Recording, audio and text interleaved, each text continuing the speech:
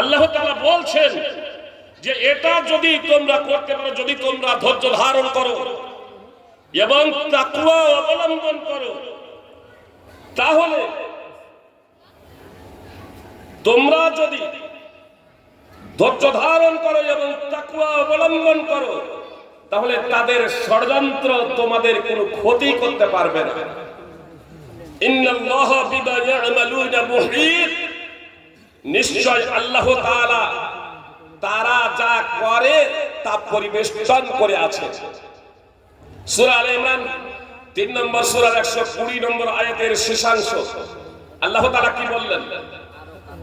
যদি তোমরা ধৈর্য ধারণ করো, যদি তোমরা ধৈর্য ধারণ করো এবং তাকওয়া অবলম্বন করো, লা ইয়াদুররুকুম কাইদুহুম শাইয়া, তবে ষড়যন্ত্রকারীদের ষড়যন্ত্র, তাদের ষড়যন্ত্র অর্থাৎ ষড়যন্ত্রকারীদের ষড়যন্ত্র, বিরুদ্ধাচরণকারীদের বিরুদ্ধাচরণ, চক্রান্ত বিরুদ্ধাচারীদের চক্রান্ত তোমাদের কোনো ক্ষতি করতে পারবে না। ইন্নাল্লাহা বিমা ইয়া'মালুনা মুহীত, নিশ্চয় আল্লাহ তারা যা করে, তারা বলতে চক্রান্তকারীরা, ষড়যন্ত্রকারীরা। ঈমানদার মুসলমান কথা খুব মনোযোগ দিয়ে শোনো, তোমাদের যারা বিপরীতে আছে, তারা যা কিছু চক্রান্ত করছে, ষড়যন্ত্র করছে, আল্লাহ তাআলা সবকিছু পরিবেষ্টন করে আছেন। এই যে আল্লাহ আল্লাহ বলছি, তো সেই আল্লাহকে আসলে আল্লাহ সম্পর্কে আমাদের সঠিক ধারণা নেই। আল্লাহ কে? সুপ্রিয় ভাতৃবৃন্দ, ভগ্নীগণ, আল্লাহ কে? আল্লাহ সম্পর্কে যতক্ষণ পর্যন্ত আমার এবং আপনার যথার্থ জ্ঞান অর্জন না হবে, আমার অন্তরে তাকওয়া, আল্লাহ ভীতি আসতে পারে না, আল্লাহ ভীতি আসতে পারে না যতক্ষণ পর্যন্ত। পুলিশকে দেখে সাধারণত অপরাধীরা ভয় করে, তাই না? কারো কাছে জাল টাকা আছে, সেখানে যদি পুলিশ তাকে ভয় করবে না, করবে না? পকেটমার ভয় করবে না, করবে না? চোর ভয় করবে না, করবে না? তাহলে কিন্তু পুলিশ যদি সাদা পোশাকে থাকে, সাদা পোশাকে থাকলে ভয় করবে না। আর এজন্যই অনেক সময় পুলিশ আপনার অপরাধীকে অ্যারেস্ট করার জন্য, গ্রেফতার করার জন্য সাদা পোশাকে থাকে না।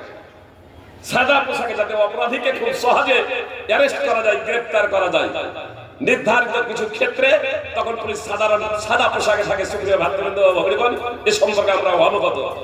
তো আসলে আমরা সব জানি, চোর জানে, পকেটমার জানে, অসৎ ব্যক্তি জানে যে পুলিশ দেখে তাকে কেন ভয় করছে, সেও তো আমার মতোই। আসলে তার একটা পোশাক আছে, আসলে তার পোশাক দেখে বোঝা যায় যে এটা হচ্ছে পুলিশ।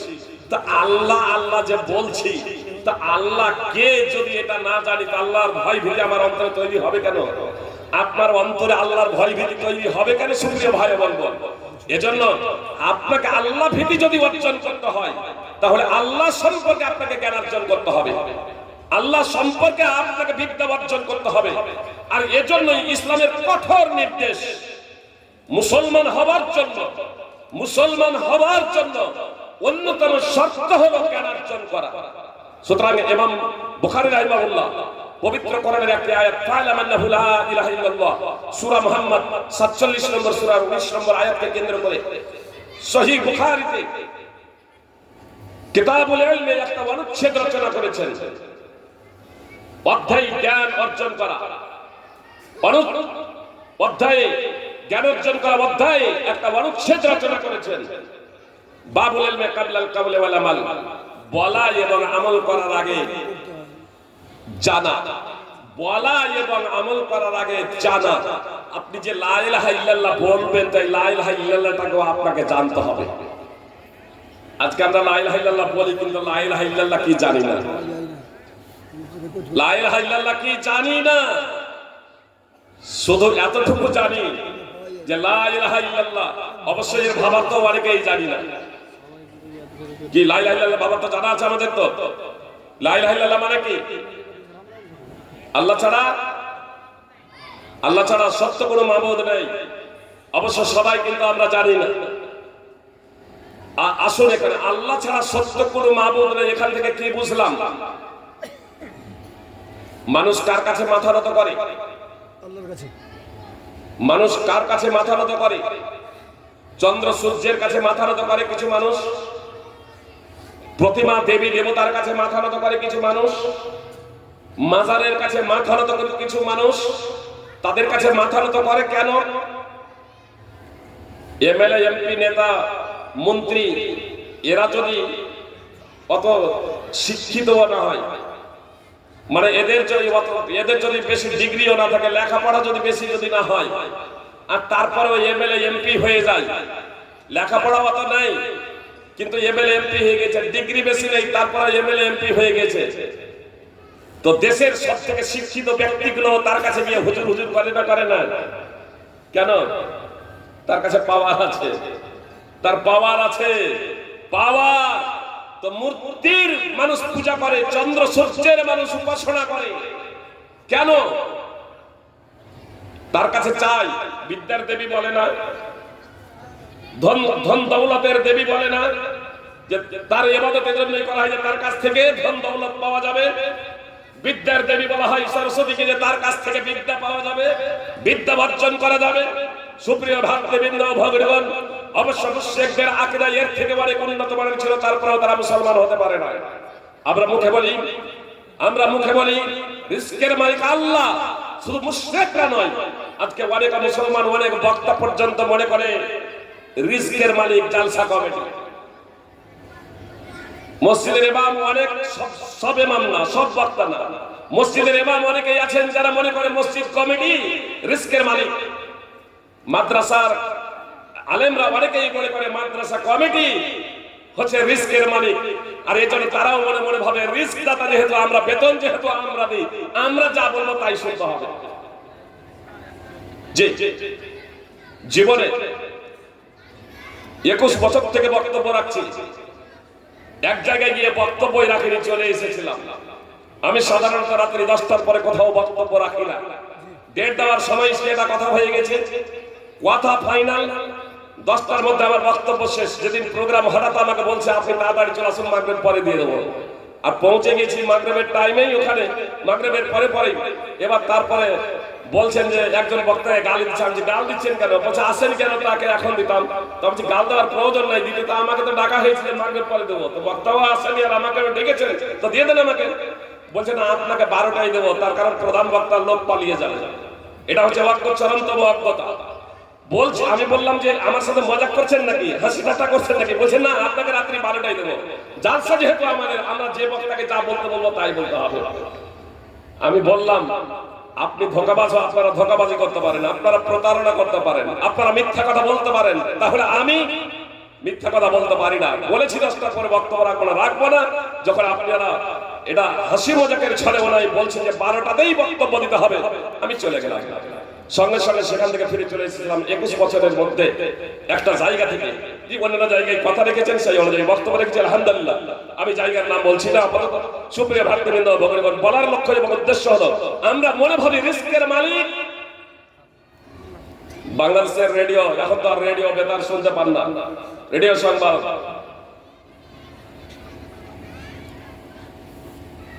খাদ্যদাতা কে?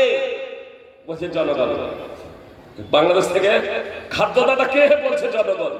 আর মুশরিকদেরকে জিজ্ঞেস করা হচ্ছে খাদ্যদাতা কে? বলছে আল্লাহ। জি জি, সহিহ মুসলিম উঠান 1185 নম্বর হাদিস। মুশরিকরা বলছে খাদ্যদাতা একমাত্র আল্লাহ। পবিত্র কোরআনে এই প্রসঙ্গে একাধিক আয়াত আছে।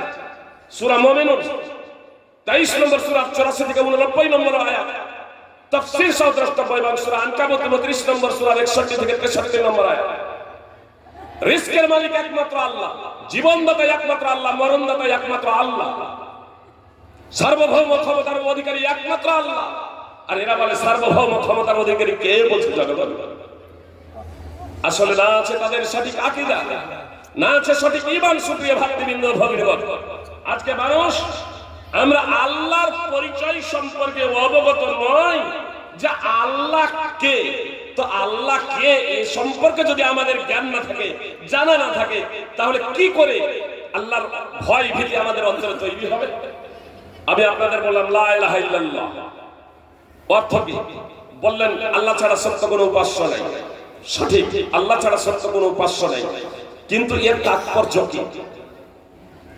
মানুষ মাথা নত করে কার কাছে?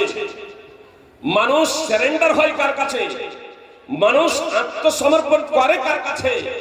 আত্মসমর্পণ করে তার কাছে, যার কাছে কিছু পাওয়ার আশা থাকে, যাকে সে সম্মানিত মনে করে, শ্রদ্ধার পাত্র মনে করে, সর্বশক্তিমান মনে করে, তার কাছ থেকে কিছু পাওয়া যাবে, তার পাওয়ার আছে, তার ক্ষমতা আছে। তো লা ইলাহা ইল্লাল্লাহ দ্বারা কি করলাম? সুপ্রিয় ভ্রাতৃবৃন্দ, ভগিনীগণ, মানুষ যেগুলোকে সবথেকে শ্রেষ্ঠ মনে করত, উপাস্য, যার কাছে মাথা নত করত, আমরা লা তরবারি দ্বারা ঘোষণা দিলাম যে আল্লাহ ছাড়া সত্য কোনো উপাস্য নেই। যখন উপাস্যকেই শেষ করে দিলাম, নস্যাৎ করে দিলাম, তখন পৃথিবীর কোন শক্তিকে দেখে একজন ইমানদার এবং মুসলমান ভয় করতে পারে? বাতাসের ক্ষমতা আছে, প্লাবনের ক্ষমতা আছে,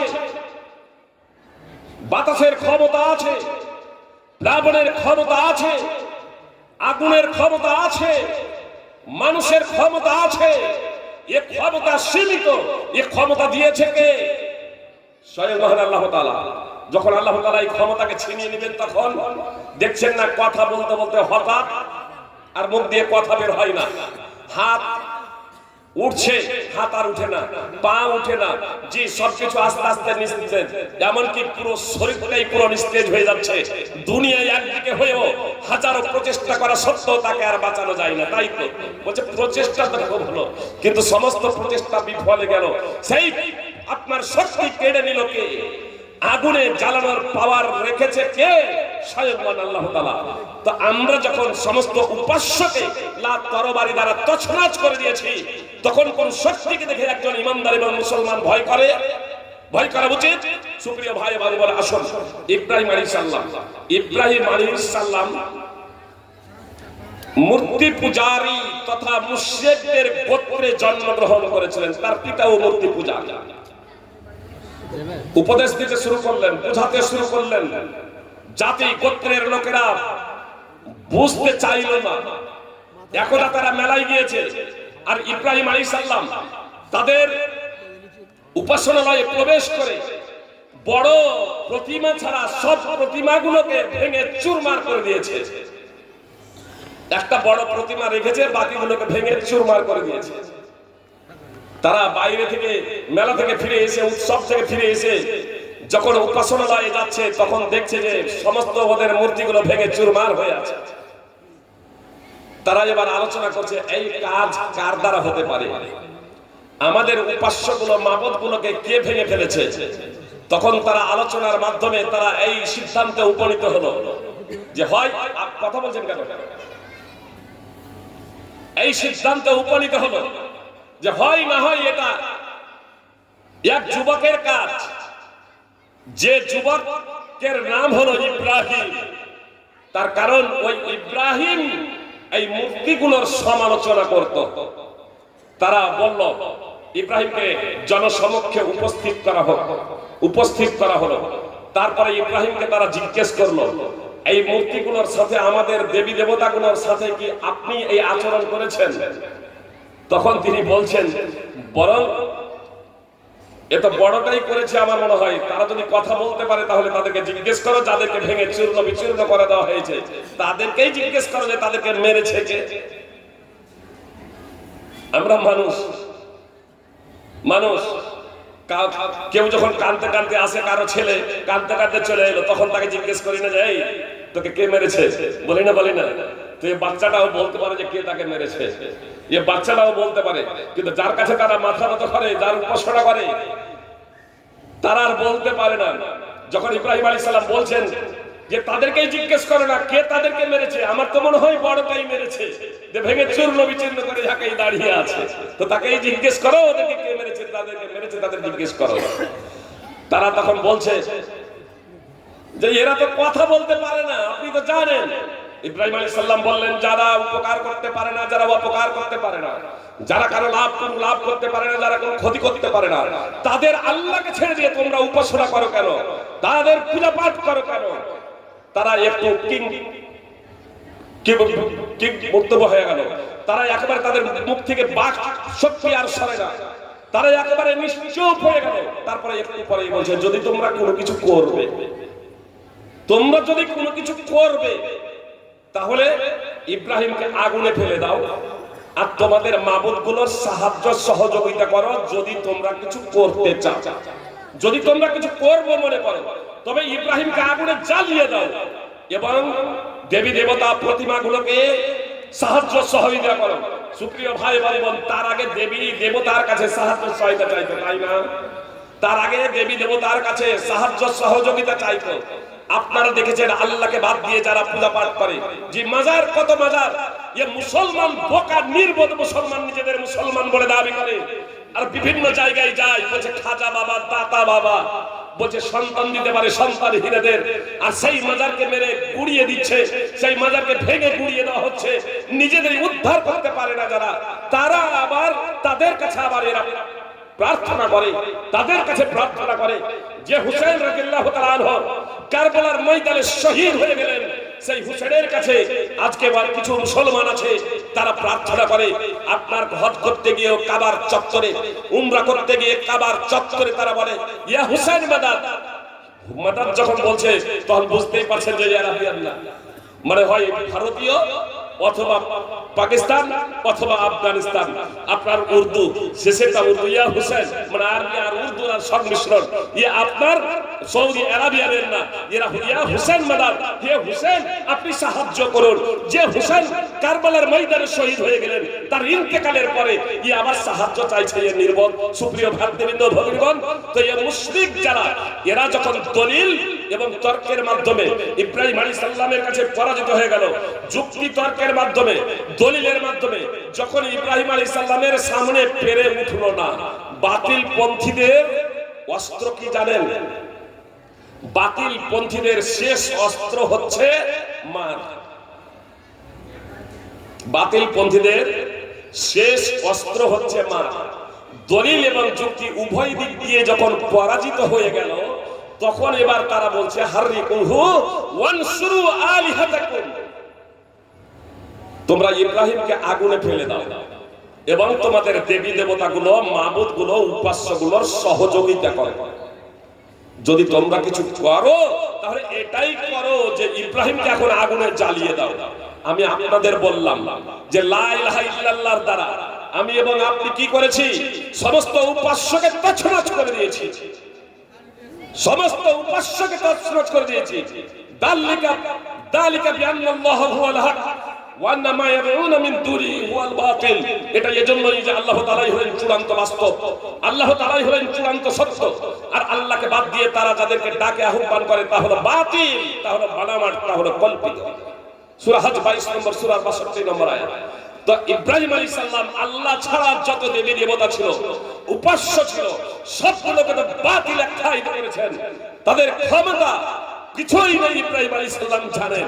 দেখুন ইব্রাহিম আলাইহিস সালামকে এই বাতিল পন্থীরা আগুনে নিক্ষেপ করছে। ইব্রাহিম আলাইহিস সালাম আল্লাহর কাছে প্রার্থনা করেন, আল্লাহকে সম্বোধন করে বলছেন হাসবুনাল্লাহ ওয়া নি'মাল ওয়াকিল। ইবনে আব্বাস রাদিয়াল্লাহু তাআলা আনহু বলছেন, সহিহ বুখারীর হাদিস, যখন ইব্রাহিম আলাইহিস সালামকে আগুনে নিক্ষেপ করা হয় তখন ইব্রাহিম আলাইহিস সালাম পাঠ করেছিলেন হাসবুনাল্লাহু ওয়া নি'মাল ওয়াকিল। আল্লাহ কি বলছেন ইব্রাহিমকে? কি বলছেন?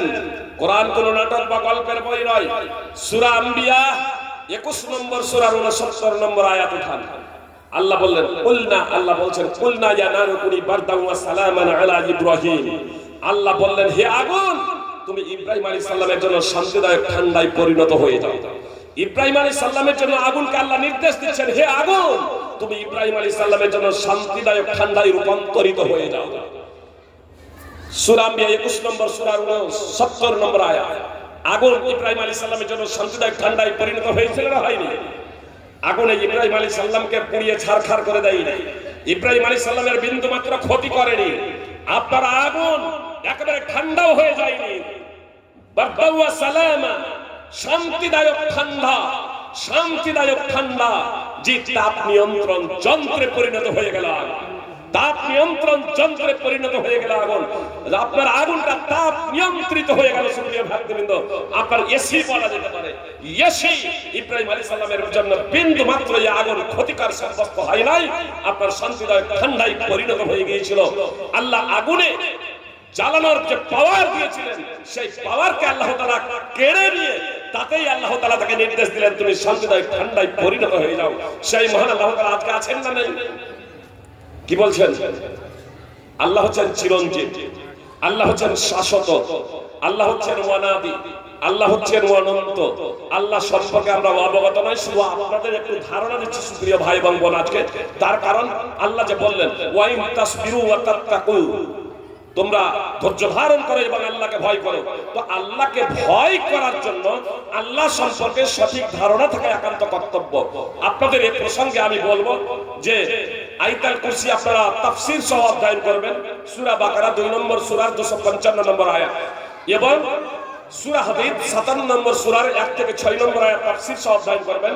সূরা হাশর 59 নম্বর সূরার শেষের 3 আয়াত তাফসীর সহ অধ্যয়ন করবেন এবং সূরা ইখলাস কুল হুয়াল্লাহু আহাদ এটাও বলে দিতে হচ্ছে। এই জন্যই জীবনে বহু বহু ধরনের মানুষ আজকে সামনে এসেছে।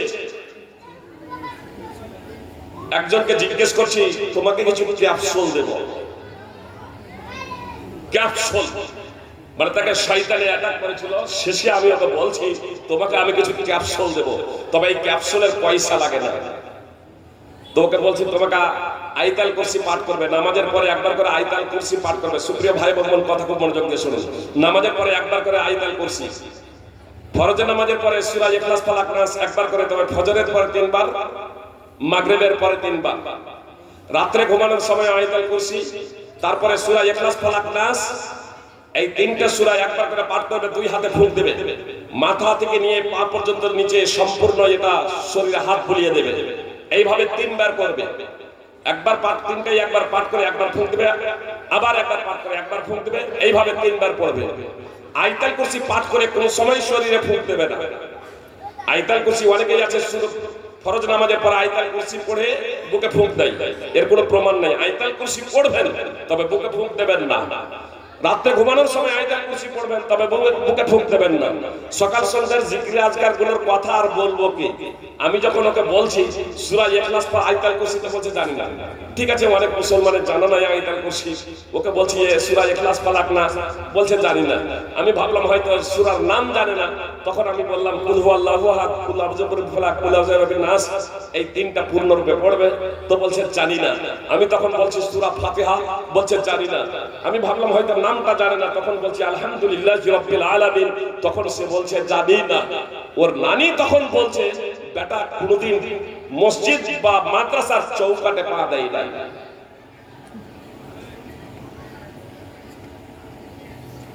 ওর কাছে শয়তান আসবে না?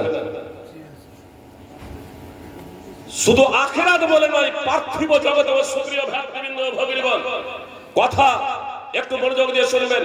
আল্লাহ সম্পর্কে আমাদের সঠিক ধারণা যদি না থাকে, আপনার অন্তরে ভয়, আর এজন্যই দেখছেন না অনেক নামাজি হজ করতে যাবে, বেটাকে জমি লিখে দিয়ে চলে যাচ্ছে। বেটিরা অংশ পেয়ে যাবে, বা কোনো একটা বেটাকে সে ভালোবাসে, তার মনোপুত, তার পছন্দনীয়, সেই বেটাকে জমি লিখে দিয়ে চলে যাচ্ছে হজ করতে। সে মনে মনে ভাবছে যে হজ করলে তো পূর্বের সব গুনাহ মাফ হয়ে যায়, তো আমি লিখে দিয়ে চলে যাই, ওখানে গিয়ে আল্লাহর কাছে কান্নাকাটি করে এই গুনাহটা মাফ করিয়ে নেব। আল্লাহ সম্পর্কে আপনার সঠিক ধারণাই নাই, ইসলাম সম্পর্কে আপনার সঠিক ধারণাই নাই। সুপ্রিয় ভক্তবৃন্দ ভগিনীগণ, আপনি যে জমি লিখে দিয়ে চলে যাচ্ছেন, এই অধিকার আপনাকে কে দিয়েছে? আল্লাহ তাআলা মিরাসের কথা, উত্তরাধিকারের কথা উল্লেখ করা বলছেন তিলকা হুদুদুল্লাহ, এগুলো হচ্ছে আল্লাহ তাআলার নির্ধারিত সীমারেখা। আর এই যে সীমারেখা লঙ্ঘন করবে, আল্লাহ বলছেন তাকে আমি জাহান্নামে দেব। আর আপনি বলছেন কাবাতে গিয়ে আমি আল্লাহর কাছে ক্ষমা চেয়ে নেব, আল্লাহর কাছে ক্ষমা চেয়ে নেব। এত সহজ। একজন নামাজি পাপাচার করে কি করে, অহরহ পাপ করে কি করে? আপনি কি জানেন না? আপনি জানেন কুরবানির খাসিটা নিখুঁত হওয়া চাই, আর এর জন্য প্রতি বছর কুরবানি দেওয়া সত্ত্বেও আলেম ওলামাদের প্রত্যেক বছরই জিজ্ঞেস করেন। সরকারি ভাবে আজকে গরুর কানে একটু ফুটো আছে, তো এই সরকারি ভাবে এই ফুটো করে দেওয়া হচ্ছে আজকে গরুর কানে, তো এই গরু দিয়ে কুরবানি করা যাবে কি যাবে না? জি, আপনি চান 100% নিখুঁত এবং নির্ভেজাল আপনার কুরবানির পশুটা। সুপ্রিয় ভক্তবৃন্দ ও ভগ্নীগণ, ভালো কথা, যে ভালো কথা যে আপনি সবথেকে নিখুঁত এবং নির্ভেজাল পশুটা কুরবানি দেবেন, কিন্তু যে টাকা দিয়ে আপনি কুরবানিটা কিনছেন সেই টাকাটা প্রসঙ্গে জিজ্ঞেস করলেন না যে এটা হচ্ছে আমার তামাকজাত দ্রব্য দ্বারা ইনকাম, এটা আমার বিড়ি সিগারেট বিক্রিত টাকা, এটা মদ বিক্রিত টাকা, এটা উমুকের ধন সম্পদ আত্মসাৎ করে নিয়েছি, উমুকের ধন সম্পদ চুরি করে নিয়েছি, তো এই চুরির টাকা দিয়ে অবৈধ টাকা দিয়ে যদি কুরবানিটা যদি কিনি তাহলে হবে? 100% পশু নিখুঁত, কিন্তু আপনি যে অর্থটা উপার্জন করেছেন, যে অর্থ দিয়ে আপনি কুরবানিটা কিনতে যাচ্ছেন, সেই অর্থটা আপনার হারাম। উলামায়ে কেরামদের ফতোয়া জিজ্ঞেস করুন যে এই কুরবানির এই অর্থ দিয়ে যদি কুরবানি যদি কিনি তাহলে এই অর্থ দিয়ে কুরবানি কিনে ওই কুরবানিটা গ্রহণযোগ্য হবে কিনা? শুকরিয়া ভাগ দেবেন। কিন্তু আপনি শুধু পশুটা নিখুঁত দেখেছেন, আপনাকে যে নিখুঁত হতে হবে এটা আপনি এবং আমি কখনো ভেবেছি? আমি এবং আপনি যদি ভাবতাম কুরবানির পশুটা যেমন নিখুঁত ক্রয় করার জন্য আমরা চিন্তা ভাবনা করে থাকি, আমরা যদি সেই ধরনের নিখুঁত যদি হতাম তাহলে আমাদের সমাজে, শুকরিয়া ভাগ দেবেন ভগবান, তাহলে আমাদের সমাজে শান্তি প্রতিষ্ঠিত হতো, স্বামী স্ত্রীর মাঝে ঝামেলা থাকতো না, পরিবারের সুখ এবং শান্তি বিরাজ করত, পাড়া প্রতিবেশীদের সুখ এবং শান্তি বিরাজ করত। মুসলিমদের উপরে আজকে যে জুলম নির্যাতন নেমে এসেছে, মুসলিমদের উপরে যে আজ নানা ধরনের জুলম নির্যাতন, মুসলিমরা যে আজ শোষিত, মুসলিমরা যে আজ বঞ্চিত, মুসলিমদের রক্ত নিয়ে বিভিন্ন দেশে, শুধু বিভিন্ন দেশে শুধু নয়, যেখানে অমুসলিম ক্ষমতায় আছে সেখানেই শুধু নয়, গণতন্ত্রমূলক শুধু দেশেই নয়, যেখানে মুসলিমরা ক্ষমতায় আছে সেই জায়গাতেও মুসলিমরা আজকে মারামারি, মুসলিমরা আজকে লড়ালড়ি। দেখুন পাকিস্তানের অবস্থা কি, দেখুন বাংলাদেশের অবস্থা কি, সুপ্রিয় ভারতীয় ভগবান। আর পাকিস্তান আর বাংলাদেশ যাবেন কি করে? নিজের স্বামী স্ত্রীকে মিলিয়ে নেন নিজের জীবনটাকে, যে আপনার স্বামী স্ত্রীর এই জীবনটা সঠিক। গত 6 তারিখে সম্মেলনে ছিলাম, গত 30 তারিখে নভেম্বরের 30 তারিখে সম্মেলনে ছিলাম দক্ষিণ দিনাজপুরে। এ বক্তব্য দিতে দিতেই প্রশ্ন লিখিত আকারে চলে এলো, যদি স্ত্রী যদি পরকীয়া করে বা স্বামী যদি পরকীয়া করে তাহলে করণীয় কি?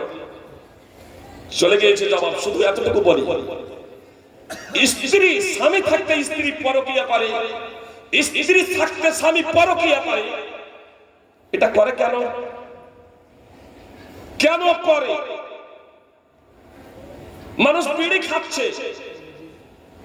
দিব্যি ও বিড়ি টানছে, মুখে সিগারেট টানছে, আর তারপরে যখন একজন পরিচিত মাওলানাকে দেখেছে, যেমন তেমন মাওলানা,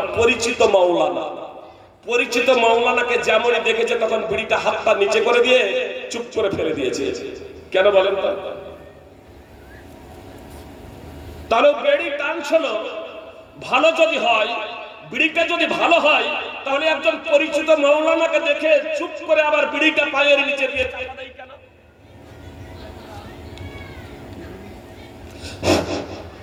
পায়ের নিচে চাপা দেয় কেন? আপনাদের হয়তো আমি বোঝাতে পারছি না। বিড়িটা যদি ভালো হয়, পছন্দনীয় হয়, তাহলে ও বিড়ি দিব্যি খাচ্ছিল, একজন পরিচিত মাওলানাকে দেখে ওই বিড়িটা নিচে ফেলে দিয়ে পায়ের তলা দিয়ে চাপা দেয় কেন?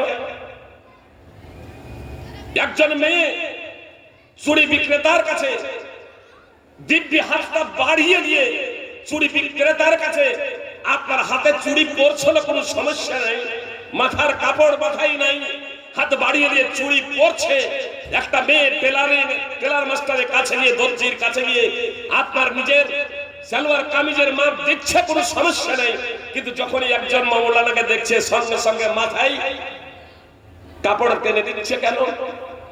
এ মাওলানাকে তো চেনে, এ মাওলানাকে তো বুঝে, ওর অন্তরে লাজ লজ্জা বলে কিছু জিনিস একটা আছে, লাজ লজ্জা বলে কোনো জিনিস আছে, যে কারণে ও মাওলানাকে দেখে মাথায় কাপড় দিচ্ছে, আপনার বিড়িটাকে ফেলে দিচ্ছে। ওর অন্তরে যদি আল্লাহ সম্পর্কে সঠিক ধারণা থাকতো তাহলে সেই ব্যক্তি বা সেই মেয়ে যে আপনার পাপাচারে নিমজ্জিত হতে পারত কখনো না। দৃষ্টান্ত আপনাদের সামনে পেশ করি, আব্দুল্লাহ বিন হুযাফা রাদিয়াল্লাহু তাআলা আনহু, এই আব্দুল্লাহ বিন হুযাফা রাদিয়াল্লাহু তাআলা আনহু সহ বেশ কিছু সাহাবী ওমর রাদিয়াল্লাহু তাআলা আনহুর খেলাফতে কাইসারের রোমের সৈন্য দ্বারা বন্দী হয়েছিলেন। আব্দুল্লাহ বিন হুযাফা এবং তার সঙ্গী সাথীদের জেলে বন্দী করে রাখা হলো। জেলের যারা প্রহরী ছিল তারা আব্দুল্লাহ বিন হুযাফা এবং মুসলিমদের আচার আচরণ চাল চলন ব্যবহারে এতটাই মুগ্ধ হলো যে আব্দুল্লাহ বিন হুযাফার রিপোর্ট আপনার কাইসারের রুমের নিকটে পৌঁছে দেওয়া হলো। আর কাইসারের রুম এ সংবাদ শোনার পরে এতটাই মোহিত এবং প্রভাবিত হয়ে গিয়েছিল তাদের আচরণে যে আব্দুল্লাহ বিন হুযাফাকে ডেকে আনিয়ে আব্দুল্লাহ বিন হুযাফাকে নিজের কাছে উপস্থিত করে আব্দুল্লাহ বিন হুযাফাকে প্রস্তাব দিয়েছিল, আপনি যদি খ্রিস্টান ধর্ম গ্রহণ করেন তাহলে আপনাকে এই রোমের অর্ধেকটা রাজত্ব দিয়ে দেব। রোমের বাদশা বলছে, রোম সম্রাট বলছে আব্দুল্লাহ বিন হুযাফা আস-সাহমি রাদিয়াল্লাহু তাআলা আনহুকে, আপনি যদি খ্রিস্টান ধর্ম গ্রহণ করেন, আপনি যদি ইসলামকে ছেড়ে দেন, তাহলে আপনাকে রোমের অর্ধেকটা রাজত্ব দিয়ে দেব। কোনো বর্ণনায় আছে আমার মেয়ে রাজকুমারীর সাথে আপনার বিয়ে দিয়ে দেব। অনেক মানুষ দেখছেন না সামান্য পার্থিব জিনিসের বহে পড়ে ঈমান এবং ইসলামকে বিসর্জন দিতে দ্বিধাবোধ করে না, অন্যথায় কাদিয়ানি কেউ হয় যারা কাফের। মির্জা গোলাম মোহাম্মদ কাদিয়ানি সে নিজেই ইংরেজদের দ্বারা প্রভাবিত হয়ে তাদের অর্থের কাছে নিজের ঈমানকে বিক্রি করে কখনো ইমাম মেহেদী, কখনো ঈসা, আর কখনো নবী বলে দাবি করে বসল, যা স্পষ্ট কুফরি, ইসলাম এবং ঈমান বিধ্বংসকারী। কেউ যদি কাদিয়ানি হয়, মির্জা গোলাম মোহাম্মদ কাদিয়ানিকে কেউ যদি নবী বলে বিশ্বাস করে, সে মুসলমানই হবে না, মুসলমানই থাকবে না। আর সেই অবস্থায় যদি মৃত্যু হয়ে যায় তবে কোনোদিনই জান্নাতে যাবে না,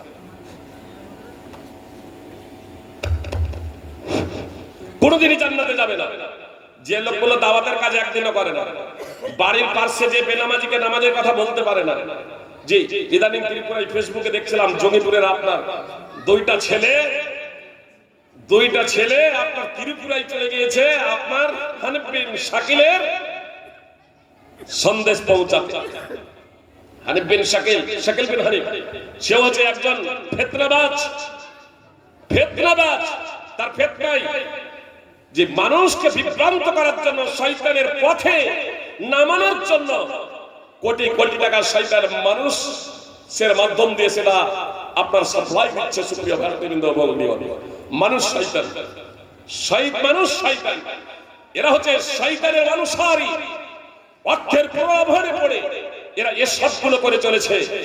আব্দুল্লাহ বিন হুযাফাকে প্রস্তাব দিল, আব্দুল্লাহ বিন হুযাফাকে প্রস্তাব দিচ্ছে, এ সামান্য বিষয় নয়, রোমের অর্ধেকটা রাজত্ব দিয়ে দেবে, রাজকুমারীর সাথে বিয়ে দিয়ে দেবে। জি, আর কোন অবস্থায় জেলে বন্দী থাকা অবস্থায় তাকে এই প্রস্তাব দেওয়া হচ্ছে, জেলে বন্দী থাকা অবস্থায় তাকে এই প্রস্তাব দেওয়া হচ্ছে।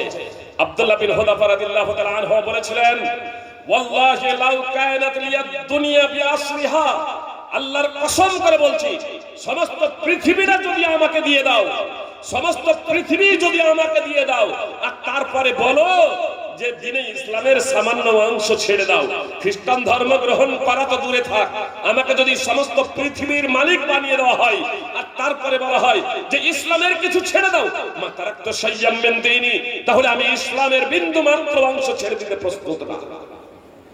জানতেন যে আল্লাহকে জানতেন, আখিরাত কি জানতেন, জান্নাত কি জানতেন, জাহান্নাম কি জানতেন, কবরের শাস্তি প্রসঙ্গে আল্লাহ তাআলার পরিচয় সম্পর্কে বিশেষভাবে জ্ঞাত ছিলেন। জানতেন এই দুনিয়ার জীবনটা হচ্ছে ক্ষণস্থায়ী, আখিরাতের জীবনটাই হচ্ছে মূল। এজন্য কোনো প্রলোভন তাদেরকে ইসলাম থেকে বিচ্যুত করতে সক্ষম হয় না।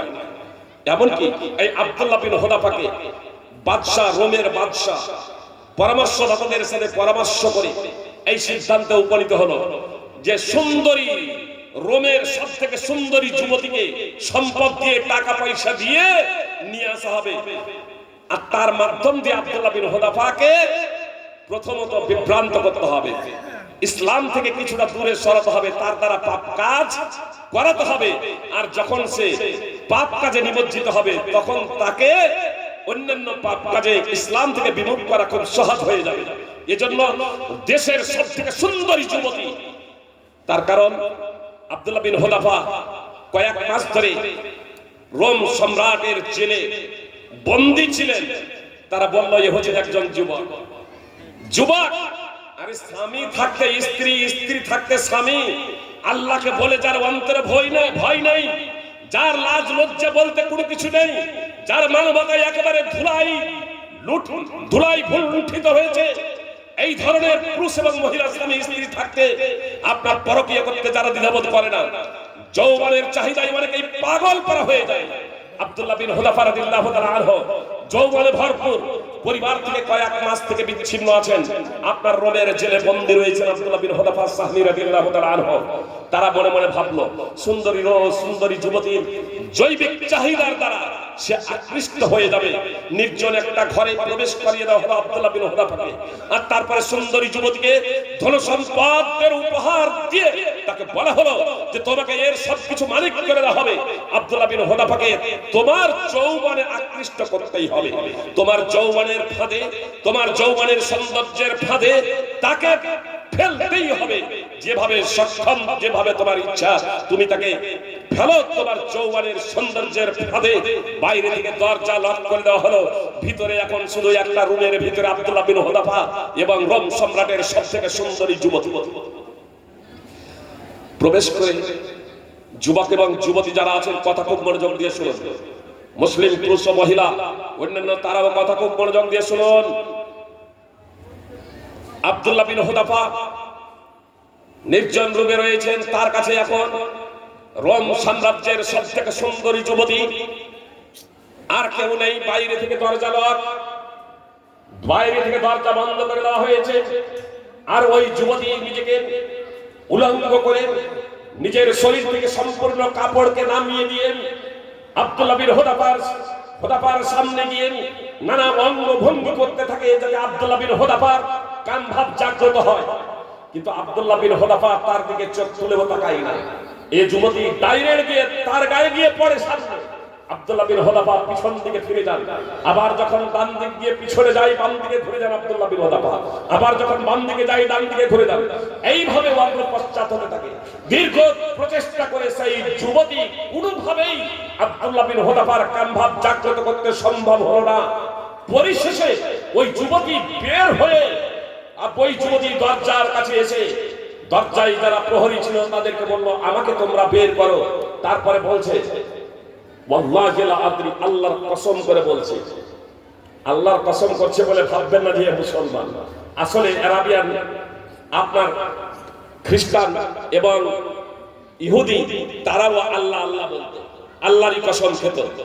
তো এই মেয়ে সে বলছে আল্লাহর কসম করে বলছি ওয়াল্লাহি লা আদরি আলা বাশারিন আদখালতুমুনি আম আলা হাজারিন, আল্লাহর কসম করে বলছি আমি জানি না। ওয়াল্লাহি লা আদরি, আল্লাহর কসম করে বলছি আমি জানি না তোমরা আমাকে কোনো মানুষের কাছে প্রেরণ করেছো না কোনো পাথরের কাছে প্রেরণ করেছো।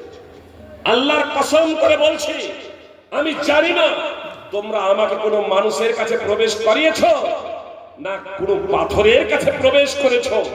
এ মানুষ না পাথর আমি বুঝতে পারি না। ওয়াল্লাহি লা ইয়াদরি, আল্লাহর কসম করে বলছি সে জানে না, সে জানে না। আর উনসা আনা আম যাকার, সে জানে না আমি মহিলা না পুরুষ। আল্লাহর কসম করে বলছি আব্দুল্লাহ বিন হুযাফা জানে না আমি মহিলা না পুরুষ। সুপ্রিয় ভক্তবৃন্দ, ভগিনীগণ, এমন কোন জিনিস জৈবিক চাহিদা থাকা সত্ত্বেও আব্দুল্লাহ বিন হুযাফা বিন্দু মাত্র উলঙ্গ নারীর প্রতি যে নিজেকে সম্পূর্ণরূপে সঁপে দিচ্ছে নির্জনে, তারপরেও তার দিকে তার দ্বারা প্রভাবিত হচ্ছেন না, পাপ কাজে নিমজ্জিত হচ্ছেন না, তার কামভাব জাগ্রত হচ্ছে না। কিভাবে সেই মহিলা যুবতী, সুন্দরী যুবতী তার সৌন্দর্য সম্পূর্ণ পেশ করা সত্ত্বেও ব্যর্থ হচ্ছে? আব্দুল্লাহ বিন হুযাফা তার নিজের ঈমানকে হেফাজত করতে সক্ষম হচ্ছেন। সেই জিনিসটার নামই হলো তাকওয়া, আল্লাহ ভীতি। তো আল্লাহ তাআলা বলেন ওয়াইন তাসবিরু ওয়া তাত্তাকু, তোমরা ধৈর্য ধারণ করো এবং তাকওয়া অবলম্বন করো। ধৈর্য এবং তাকওয়া এই দুটো পাশাপাশি। জি, আপনার ক্ষুধা লেগেছে, ক্ষুধা নিবারণ করবেন, এটা স্বাভাবিক। ক্ষুধা লেগেছে, ক্ষুধা নিবারণ করবেন, এটা স্বাভাবিক। খাইবারের যুদ্ধে কয়েকদিন ধরে সাহাবায়ে কেরাম ক্ষুধার্ত অবস্থায় আছেন, কোনো কিছু খেতে পারেন নাই। কয়েকদিন ধরে না খেয়ে আছেন সাহাবায়ে কেরাম, পেটে ক্ষুধার জ্বালা আছে। পালিত গাধা হস্তগত হলো, কেটে রান্না করে হাঁড়িতে চাপিয়ে দেওয়া হয়েছে, টক বক করে ফুটছে। বিয়ে বাড়িতেই যখন রান্না হয় তখন যারা রান্না করেন আর মডেল সাহেব, অবশ্য সব মডেল এমনটি না, আরে দাও এতে কষে না কষা হয়নি, তারপর আরে দাও আগে টেস্ট করি, টেস্ট করতে পারছো যে আর সেন যদি ভালো যদি একটু আরে দাও আগে টেস্ট করি। তো কয়েকদিন ধরে ক্ষুধার্ত অবস্থায় আছেন, কয়েকদিন ধরে ক্ষুধার্ত অবস্থায় আছেন, হাঁড়িতে টকবক করে মাংস ফুটছে, আর নবী সাল্লাল্লাহু আলাইহি সাল্লামের পক্ষ থেকে একজন ঘোষণাকারী ঘোষণা দিয়ে দিল, পালিত মাংসের গাধা থেকে কোনো কিছুই তোমরা ভক্ষণ করবে না, ঢেলে ফেলে দাও। পালিত গাধার মাংস হারাম করে দেওয়া হয়েছে, তোমরা ঢেলে ফেলে দাও, কোনো কিছুই ভক্ষণ করবে না। সহিহ বুখারী মুসলিমের হাদিস, সহিহ বুখারী হাদিস নম্বর 3155।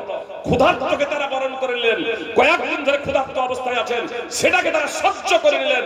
নবী সাল্লাল্লাহু আলাইহি সাল্লামের পক্ষ থেকে একজন ঘোষণাকারী ঘোষণা দিচ্ছে, সঙ্গে সঙ্গে আপনার মাংস যে রান্না চলছে, হাঁড়িতে টকবক করে ফুটছে, আপনার ঢেলে ফেলে দিলেন, একটুও তা থেকে মাংস খেলেন না। এই নয় যে আল্লাহ রাসূল সাল্লাল্লাহু আলাইহি সাল্লামের সাথে সাক্ষাৎ করব, তখন বলবো যে আর খাবো না, এখন ক্ষুধার্ত আছি, কয়েকদিন ধরে একটু ক্ষুধাটা নিবারণ করে দিই, এ কথাও তারা ভাবলেন না। তারা এটাও ভাবলেন না যে নিরুপায় অবস্থায় তো মৃত মাংস বৈধ, শুয়ারের মাংস বৈধ নিরুপায় অবস্থায়। ফামান ইসতুররা গায়রা বাগি ওয়ালা আদ ফালা ইসমা আলাই, গুনাহ হবে না যদি নিরুপায় হয়ে যায়। কয়েকদিন ধরে ক্ষুধার্ত আছে, অন্তত খেয়ে নেই, নবী সাল্লাল্লাহু আলাইহি সাল্লামের কাছে ওজুহাত পেশ করে দেব, এ কথাও বললেন না। আপনার তারা ক্ষুধার্তকে বরণ করে নিলেন, আপনার পালিত গাধার মাংস ঢেলে ফেলে দিলেন। এ হলো ঈমান। সুপ্রিয় ভক্তবৃন্দ, তারা জানতেন যে আল্লাহ তাআলা পরিচয় সম্পর্কে, তার মহত্ব এবং বড়ত্ব সম্পর্কে, এজন্য তারা দায়িত্বভাবে আত্মসমর্পণ করেছিলেন। আল্লাহ নিজেই বলছেন, ওয়া মান ইয়াত্তাকিল্লাহা ইয়াজআল লাহু মাখরাজা ওয়া ইয়ারযুকহু মিন হাইসু লা ইয়াহতাসিব ওয়া মান ইয়াতাওয়াক্কাল আলা আল্লাহি ফাহুয়া হাসবুহ। যে আল্লাহকে ভয় করে, আল্লাহ তার জন্য উত্তরণের পথ বের করে দেন, আর এমন উৎস থেকে রিজিক দেন যা সে কল্পনাও করতে পারে না, যা সে কল্পনাও করতে পারে না। সুপ্রিয় ভক্তবৃন্দ, ভগবান, এবং যে আল্লাহর উপর তাওয়াক্কুল করে, আস্থা রাখে, ভরসা করে, আল্লাহ তার জন্য যথেষ্ট হয়ে যায়। দেখো দেখো, আব্দুল্লাহ বিন হুযাফা বন্ধু ছিল, যখন কোনো কিছুই দ্বারা তাকে প্রভাবিত করা গেল না, রোম সম্রাট তার প্রতি মুগ্ধ হয়ে গিয়েছিল। ইসলাম কবুল করেছিল কিনা আল্লাহু আ'লাম। মানে এটা ওমর রাদিয়াল্লাহু তাআলা আনহুর শাসনকাল আর ওহীর মাধ্যমে তো জানা যাবে না। অনেক সময় বাচ্চারা বাবু, অনেক বড় ব্যক্তিত্ব, অনেক সময় ঈমান প্রকাশ করতে তারা ভয় করে। আল্লাহু আ'লাম ইসলাম কবুল করেছিল কিনা।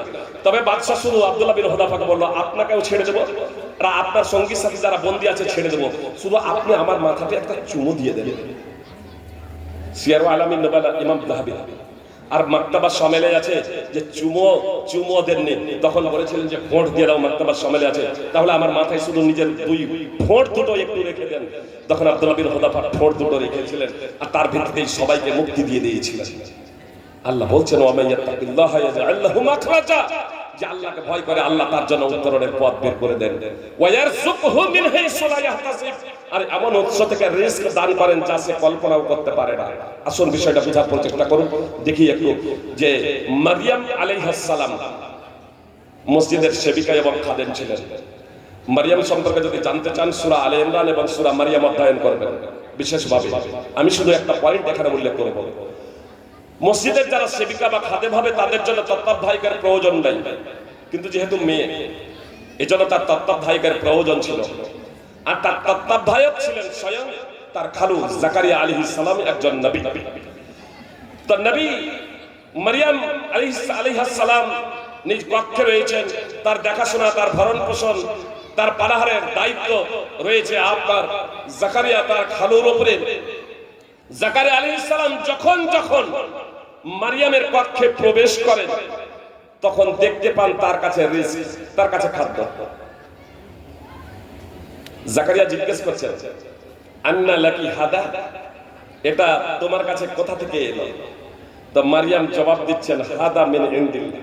তো মারইয়াম জবাব দিচ্ছেন, হুয়া মিন ইনদিল্লাহ, এটা আল্লাহ তাআলার পক্ষ থেকে। জাকারিয়া আলাইহিস সালাম তাকে জিজ্ঞেস করছেন, এটা এলো কোথা থেকে, এটা এলো কোথা থেকে? তো মারইয়াম জবাব দিচ্ছেন, এটা আল্লাহ তাআলার পক্ষ থেকে। মারইয়াম জবাব দিচ্ছেন, হুয়া মিন ইনদিল্লাহ, এটা আল্লাহর পক্ষ থেকে। ইন্নাল্লাহা ইয়ারযুকু মান ইয়াশাউ বিগাইরি হিসাব, নিশ্চয় আল্লাহ যাকে চান বিনা হিসাবে রিজিক দান করেন। আল্লাহ যাকে চান বিনা হিসাবে রিজিক দান করেন, এটা আল্লাহ তাআলার পক্ষ থেকে। সূরা আলে ইমরান 3 নম্বর সূরার 37 নম্বর আয়াত। সুপ্রিয় ভাতৃবৃন্দ ভগ্নীগণ, কথা খুব মনোযোগ দিয়ে শুনুন। মারিয়াম কোন নবী ছিলেন না, ঈসা আলাইহিস সালামের মাতা নবী ছিলেন না। পৃথিবীতে যত নবী রাসূল এসেছেন সবই পুরুষদের মধ্যে, মহিলাদের মধ্যে একজনও নবী ছিলেন না। মারিয়ামও নবী ছিলেন না। তার কাছে রিজক আল্লাহর পক্ষ থেকে, আল্লাহর পক্ষ থেকে। আল্লাহ কোরআনে এই কথা বলছেন। কোন পর্যায়ে তিনি তাকে নিয়ে গিয়েছিলেন, কোন পর্যায়ে তিনি নিজেকে নিয়ে গিয়েছিলেন। সুপ্রিয় ভাতৃবৃন্দ ভগ্নীগণ, কোরআন কোন নাটকের বই নয়, গল্পের বই নয়, উপন্যাসের বই নয় যে কোরআন পড়ে যাবো যে হ্যাঁ এই হয়েছিল এই হয়েছিল।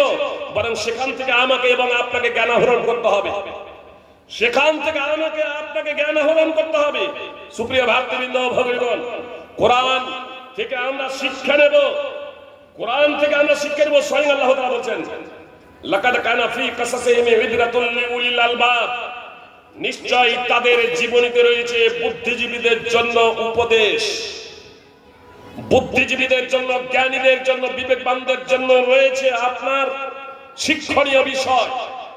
সূরা ইউসুফ 12 নম্বর সূরার 111 নম্বর আয়াতে আল্লাহ তাআলা যেখানে ইউসুফ এবং তার ভাইদের আলোচনা করেছেন, ইউসুফ আলাইহিস সালামের প্রতি হিংসাবশত তার ভাইরা তাকে নির্জন কূপে নিক্ষেপ করেছিল না করেনি? তারপর বাঘে খেয়ে নেওয়ার গল্প ফেঁদেছিল। তারা ভেবেছিল যে আমরা আমাদের ষড়যন্ত্রে সফল, কিন্তু আল্লাহ যাকে রাখে তাকে মারে কে? আল্লাহ যাকে রাখে তাকে মারে কে? ইউসুফ আলাইহিস সালাম ষড়যন্ত্রের শিকার ছিলেন। তিনি মিশরের খাদ্যমন্ত্রী হয়েছিলেন। সুপ্রিয় ভাই বোন, মিশরের খাদ্যমন্ত্রী হয়েছিলেন। সূরা ইউসুফ উঠান, আল্লাহ তাআলা বলছেন এই তাদের জীবনীতে রয়েছে বুদ্ধিজীবীদের জন্য শিক্ষণীয় বিষয়। আপনার প্রতি যারা ষড়যন্ত্র করবে, আপনার প্রতি যারা হিংসা করবে, আপনার যারা ক্ষতি করার প্রচেষ্টা করবে, আপনি শুধু ধৈর্য ধরুন এবং তাকওয়া অবলম্বন করুন। আল্লাহ বলছেন, ওয়া ইন তাসবিরু ওয়া তাত্তাকু লা ইয়াদুররুকুম কাইদুহুম শাইয়্যা, তোমরা ধৈর্য ধারণ করো এবং তাকওয়া অবলম্বন করো, তাহলে তোমাদের কোনো ক্ষতি করতে পারবে না। তাদের ষড়যন্ত্র, তাদের চক্রান্ত কোনো কিছুই তোমাদের ক্ষতি করতে পারবে না। ইন্নাল্লাহা বিমা ইয়ামালুনা মুহিত, তারা যা কিছু করে, মানে তারা যা কিছু ষড়যন্ত্র করছে, তারা যা কিছু চক্রান্ত করছে, আল্লাহ তাআলা তো সবকিছুকেই পরিবেষ্টন করে আছেন। আল্লাহ তাআলা অসীম ক্ষমতার অধিকারী। অতএব তোমাদের ভীত এবং সন্ত্রস্ত হওয়ার প্রয়োজন নেই। শুধু কি করতে হবে? তোমাদের ধৈর্য ধরতে হবে এবং তাকওয়া অবলম্বন করতে হবে। আবেগ দিয়ে কোনো কিছু করলে হবে না। সুপ্রিয় ভাতৃবৃন্দ ভগ্নীগণ, আমাকে আপনাকে কোরআন এবং সুন্নাহ বুঝে সেই অনুযায়ী জীবনযাপন করতে হবে। বিষয়টা বোঝার প্রচেষ্টা করুন। খাব্বাব রাদিয়াল্লাহু তাআলা আনহু বলছেন, আল্লাহ রাসূল সাল্লাল্লাহু আলাইহি ওয়াসাল্লাম, আপনি আল্লাহর কাছে আমাদের জন্য সাহায্য প্রার্থনা করবেন না? আপনি আমাদের জন্য সাহায্য প্রার্থনা করবেন না? আপনি আমাদের জন্য দোয়া করবেন না? নবী সাল্লাল্লাহু আলাইহি ওয়াসাল্লাম বললেন, তোমাদের পূর্বে একজন ব্যক্তিকে ধরে নিয়ে আসা হতো আর তাকে মাটিতে পুঁতে দেওয়া হতো, তারপরে তার মাথায় করাত রেখে 2 টুকরা করে দেওয়া হতো, তারপরেও তাকে তার দিন থেকে বিচ্যুত করা যেত না। একজন ব্যক্তিকে ধরে মাটিতে পুঁতে দেওয়া হতো, তার মাথায় করাত রেখে 2 টুকরা করে দেওয়া হতো, তারপরেও তাকে দিন থেকে বিচ্যুত করা যেত না, তাকে দিন থেকে সরানো যেত না। একজন ব্যক্তিকে লোহার চিরুনি দিয়ে, একজন ব্যক্তিকে লোহার চিরুনি দিয়ে তার মাংস এবং হাড়কে ক্ষত বিক্ষত করে দেওয়া হতো, তারপরেও তাকে তার দিন থেকে বিচ্যুত করা যেত না। লোহার চিরুনি দিয়ে তার মাংস এবং হাড়কে ক্ষত বিক্ষত করে দেওয়া হতো, মাথায় করাত রেখে 2 টুকরো করে দেওয়া হতো, তারপরেও এই জুলম নির্যাতন তাদেরকে দিন থেকে ফিরাতে পারতো না। আল্লাহর দিন থেকে তারা বিমুখ হতো না, আল্লাহর দিনের প্রতি তারা অটল থাকতো। রাসূল সাল্লাল্লাহু আলাইহি সাল্লাম বলছেন, শোনো, সানা থেকে হাজরে মাউত পর্যন্ত একজন যাত্রী যানবাহনে সফর করবে, যে আজকের এরোপ্লেন আর বিমানের কথা বলছে না, যানবাহনে 800 কিলোমিটারের পথ, প্রায় 800 কিলোমিটার সানা থেকে হাজরে মাউত প্রায় 800 কিলোমিটার। এই 800 কিলোমিটার একটা যানবাহন সেই সময় বলছেন যখন একটা যানবাহন ঘোড়া, গাধা এবং খচ্চর যানবাহন হিসেবে ব্যবহৃত হতো। মুহাম্মদ সাল্লাল্লাহু আলাইহি ওয়াসাল্লাম বলছেন যানবাহনে একজন যাত্রী সানআ থেকে হাজরামাউত পর্যন্ত সফর করবে, লা ইয়াখাফু ইল্লাল্লাহ, আল্লাহ ছাড়া সে কাউকে ভয় করবে না। মানে পথ ঘাট রাস্তা এতটা নিরাপদ হয়ে যাবে। কিংবা একজন রাখাল তার মেষ পালের জন্য বাঘ ছাড়ার অন্য কোনো কিছুকে পরোয়া করবে না। একজন ব্যক্তি আল্লাহ ছাড়ার কাউকে ভয় করবে না। সুপ্রিয় ভাই এবং বোন, মেষ পালের জন্য শুধু বাঘের ভয় থাকবে, অন্য কিছুরই আর ভয় থাকবে না। ওয়ালাকিন্নাকুম তাস্তাজিলুন, কিন্তু তোমরা তাড়াহুড়া করছো, সহিহ বুখারী হাদিস নম্বর 3612 এবং 6943। সুপ্রিয় ভাতৃবৃন্দ ও ভগিনীগণ, যদি আল্লাহকে যদি ভয় যদি করা হয় তাহলে অবশ্যই আজকেও আপনি রিস্ক পাবেন।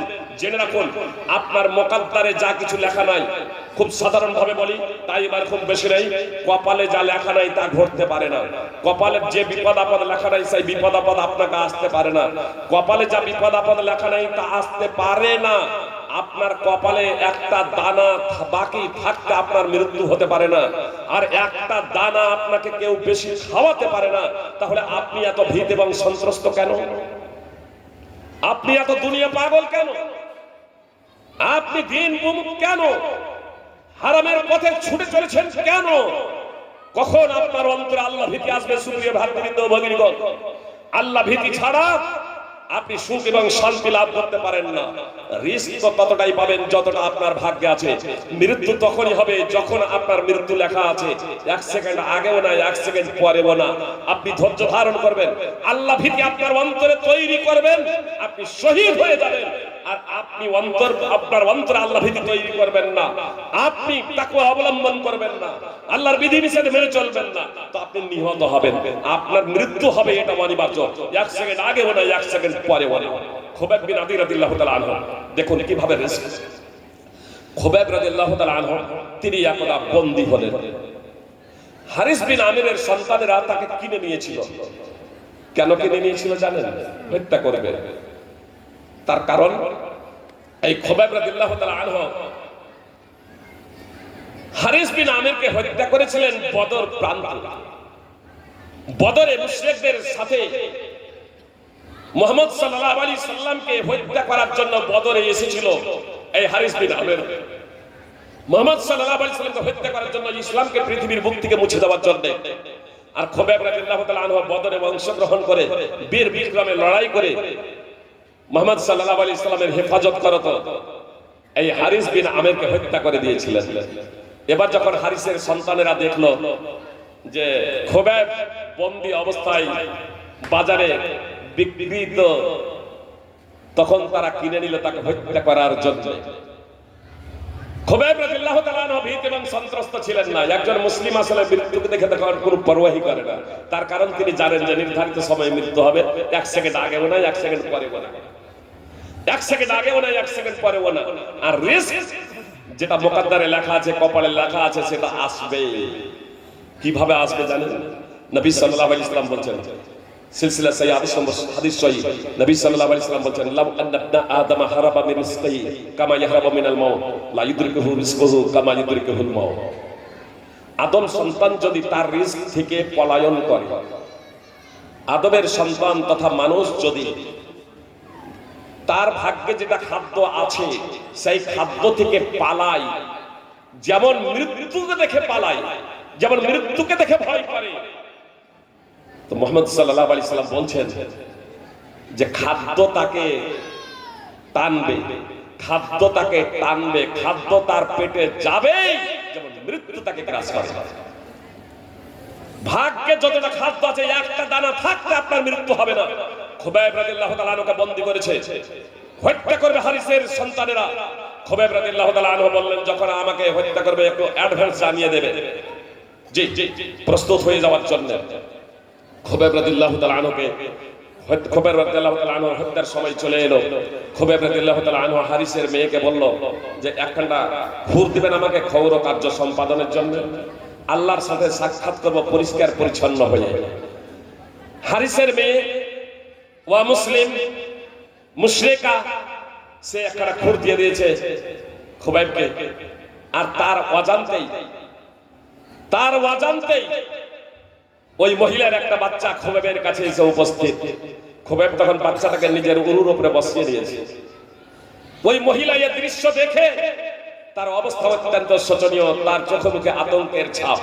সুপ্রিয় ভ্রাতৃবৃন্দ, ভগ্নীগণ, আপনারা জানেন যে অপরাধী বলছি, যদি কোনো ব্যক্তিকে হত্যা করা হয়, যদি কোনো ব্যক্তিকে হত্যা করবে এটা জানানো হয়, আর তারপরে যাকে হত্যা করা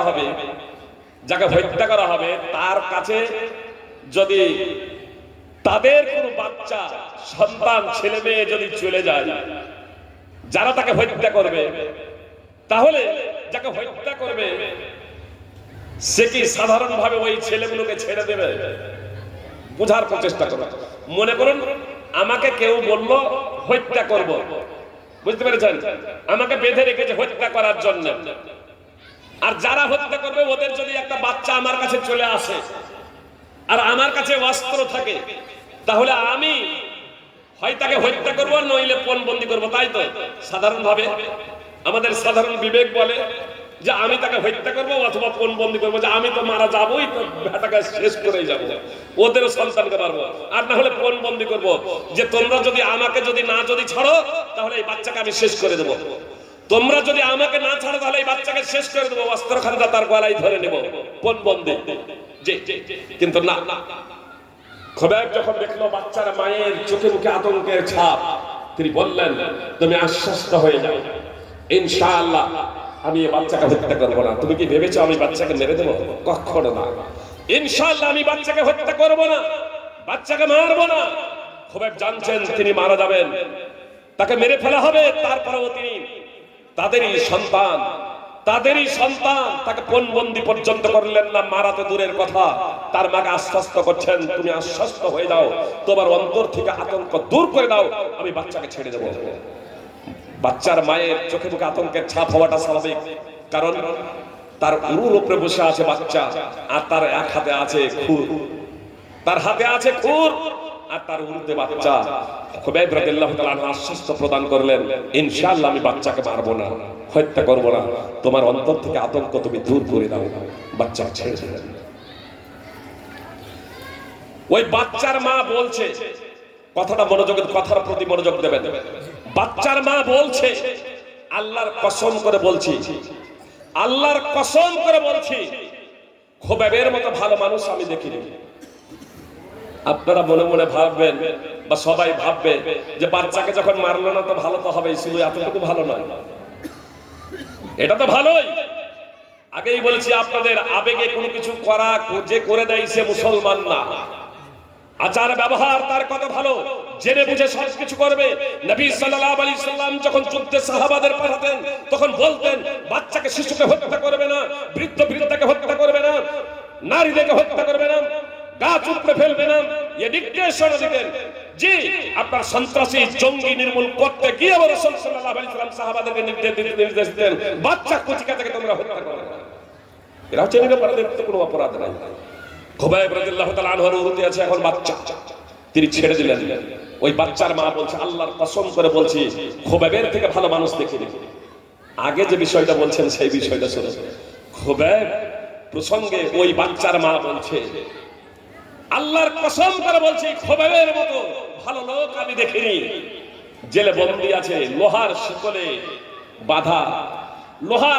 বাঁধা অবস্থায় বন্দী রয়েছে খোবাইব। আর মক্কার মাটিতে সে সময় কোনো ফলই ছিল না, এমন অবস্থায় তার হাতে দেখছি, যে লোহার শিকলে বন্দী থাকা অবস্থায় তার হাতে দেখছি খেজুরের থোকা থেকে তিনি ছিঁড়ে ছিঁড়ে ফল খাচ্ছেন। অথচ সে সময় মক্কার মাটিতে কোনো ফলই ছিল না, লোহার শিকলে বন্দী খোবাইবের হাতে খেজুরের থোকা এলো কোথা থেকে? কে বলছে? স্বয়ং একজন মুসলমান বাচ্চার মা বলছে আল্লাহর কসম করে বলছি, আগেই বলেছি আল্লাহর কসম করছি বলে এটা ভাববেন না যে সে মুসলমান ছিল। সুপ্রিয় ভ্রাতৃবৃন্দ ভগ্নীগণ, আসলে অমুসলিমরা আবু জাহেল আবু লাহাবের আল্লাহ আল্লাহই বলতো আর আল্লাহরই কসম খেত। সুপ্রিয় ভ্রাতৃবৃন্দ ভগ্নীগণ, তো সেই মহিলা বলছে ওয়া মা কানা ইল্লা রিজকুন রাযাকাহুল্লাহ, খোবাবের কাছে এটা আল্লাহ তাআলার পক্ষ থেকে রিজক। খোবাবের কাছে আল্লাহ তাআলার পক্ষ থেকে রিজক, এটা কোনো জাল ঘটনা নয়। সহিহ বুখারী উঠান হাদিস নম্বর 3045 এবং 4086, মুসনাদ আহমদ হাদিস নম্বর 8096। সুপ্রিয় ভ্রাতৃবৃন্দ ভগ্নীগণ, আল্লাহ কি বললেন? আল্লাহ কি বললেন? ওয়ায়ারযুকুহু মিন হাইসু লা ইয়াহতাসিব, আল্লাহ এমন উৎস থেকে ওয়ামাইয়াত্তাকিল্লাহা ইয়াজআল লাহু মাখরাজা, যে আল্লাহকে ভয় করে আল্লাহ তার জন্য উত্তরণের পথ বের করে দেন। ওয়ায়ারযুকুহু মিন হাইসু লা ইয়াহতাসিব, এবং এমন উৎস থেকে রিজক দান করেন যা সে কল্পনাও করে না, যা তার ভাবনাতেও থাকে না। সুপ্রিয় ভ্রাতৃবৃন্দ ভগ্নীগণ, তো আল্লাহকে যদি ভয় করা হয়, আল্লাহর যদি তাকওয়া অবলম্বন করা হয়, ধৈর্য ধারণ করা হয়, তাহলে রিজক আসবে। মৃত্যুকে দেখে পরোয়া করেন না, তাকে হত্যা করবে, শহীদ হয়ে যাবেন। তিনি হারিসের সন্তানদের বললেন, আমাকে 2 রাকাত নামাজ পড়ার সুযোগ দেবেন, আমাকে 2 রাকাত নামাজ পড়ার সুযোগ দেবেন। তাকে নামাজ পড়তে দেওয়া হলো। জি, নামাজ পড়তে দেওয়া হলো। তিনি সংক্ষিপ্ত ভাবে নামাজ পড়ে এলেন তাদের কাছে, নামাজ পড়ে আবার তাদের কাছে উপস্থিত সংক্ষিপ্ত ভাবে নামাজ আদায় করলেন। তিনি বলছেন, আমার অন্তরে যদি এই আশঙ্কা না হতো যে তোমরা বলবে যে খোবাব মৃত্যুকে দেখে ভয় পেয়েছে এই জন্য লম্বা নামাজ শুরু করেছে, নামাজকে দীর্ঘায়িত করছে, মৃত্যুকে দেখে ভয় পেয়ে গেছে এই জন্য, যদি আমার অন্তরে এই কথা বলা না দিত যে তোমরা এই কথাটা বলবে, তবে নামাজকে আমি দীর্ঘায়িত করে আদায় করতাম।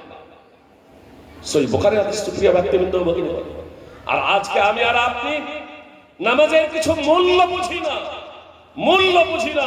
সুপ্রিয় ভাই বোন, আপনাদের একটা কথা স্পষ্ট করে দেই, তাকওয়া অবলম্বনের কথা যে আল্লাহ তাআলা বললেন, জেনে রাখবেন নামাজ ছাড়া, 5 ওয়াক্তের নামাজ ছাড়া তাকওয়া অবলম্বন সম্ভব নয়। আপনার অন্তরে আল্লাহ ভীতি তৈরি হতে পারে না, পারে না আল্লাহ ভীতি তৈরি হতে আপনার অন্তরে যতক্ষণ পর্যন্ত আপনি 5 ওয়াক্তের নামাজই না হবেন। সুপ্রিয় ভ্রাতৃবৃন্দ ভগ্নীগণ, আপনার নামাজি হওয়া অন্যতম শর্ত, নামাজি হওয়া অন্যতম শর্ত। এজন্য আমাকে আপনাকে নামাজ পড়তেই হবে। আর আসলে আমরা নামাজটাও বুঝি না। এই পরিস্থিতি আমাদের করণীয় কি? সুপ্রিয় ভ্রাতৃবৃন্দ, আমি বলেছি ধৈর্য ধারণ করতে হবে এবং তাকওয়া অবলম্বন করতে হবে, আল্লাহ ভীতি অর্জন করতে হবে। এই আল্লাহ ভীতি ছাড়া, আপনার ধৈর্য ছাড়া মুক্তি পাওয়া অসম্ভব। আমি যদি ধৈর্য ধারণ করি, আপনি যদি ধৈর্য ধারণ করেন এবং তাকওয়া অবলম্বন করেন, আল্লাহ তাআলার বিধিনিষেধ মেনে যদি চলেন, তাহলে ইনশাআল্লাহ আজকে যে নানা সমস্যার সম্মুখীন আছেন, এই সমস্যা থেকে পরিত্রাণ পেয়ে যাবেন। মুহাম্মদ সাল্লাল্লাহু আলাইহি সাল্লাম বলেছেন, আবু হুরায়রা রাদিয়াল্লাহু তাআলা আনহু বর্ণনাকারী, বাদিরু বিল আমালি ফিতানান কাকাদাইল লাইলি মুসলিম, ফিতনা অন্ধকার রাতের নেই, ফিতনা সমূহ আগমনের আগেই তোমরা কর্মের প্রতি তৎপর হয়ে যাও।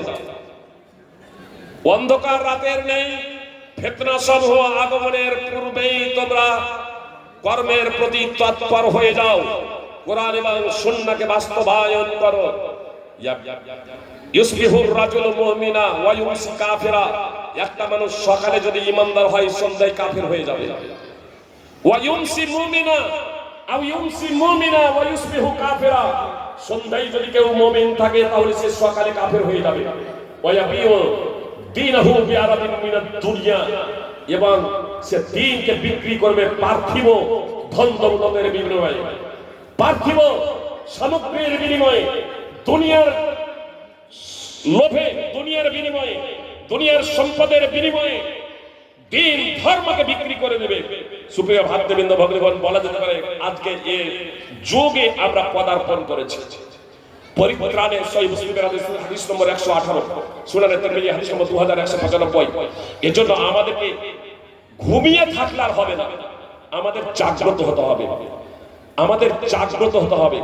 আল্লাহর নবী সাল্লাল্লাহু আলাইহি সাল্লাম বলেছেন, হুযায়ফা রাদিয়াল্লাহু তাআলা আনহু সূত্রে বর্ণিত, ওয়াল্লাযী নাফসি বিয়াদি, সেই সত্তার কসম যার হাতে আমার জীবন, লা তা'মুরুনা বিল মা'রুফ ওয়া লা তানহাবুনা আনিল মুনকার আও লা ইউশিকাল্লাহু আন ইয়াবাসা আলাইকুম ইকাবাম মিন সুম্মা তাদউনাহু ফালা ইউস্তাজাবু লাকুম রাসূল সাল্লাল্লাহু আলাইহি সাল্লাম আল্লাহর শপথ করে বললেন, অবশ্যই অবশ্যই তোমরা সৎ কাজের আদেশ করবে এবং অসৎ কাজে বাধা প্রদান করবে, অন্যথায় শিগগির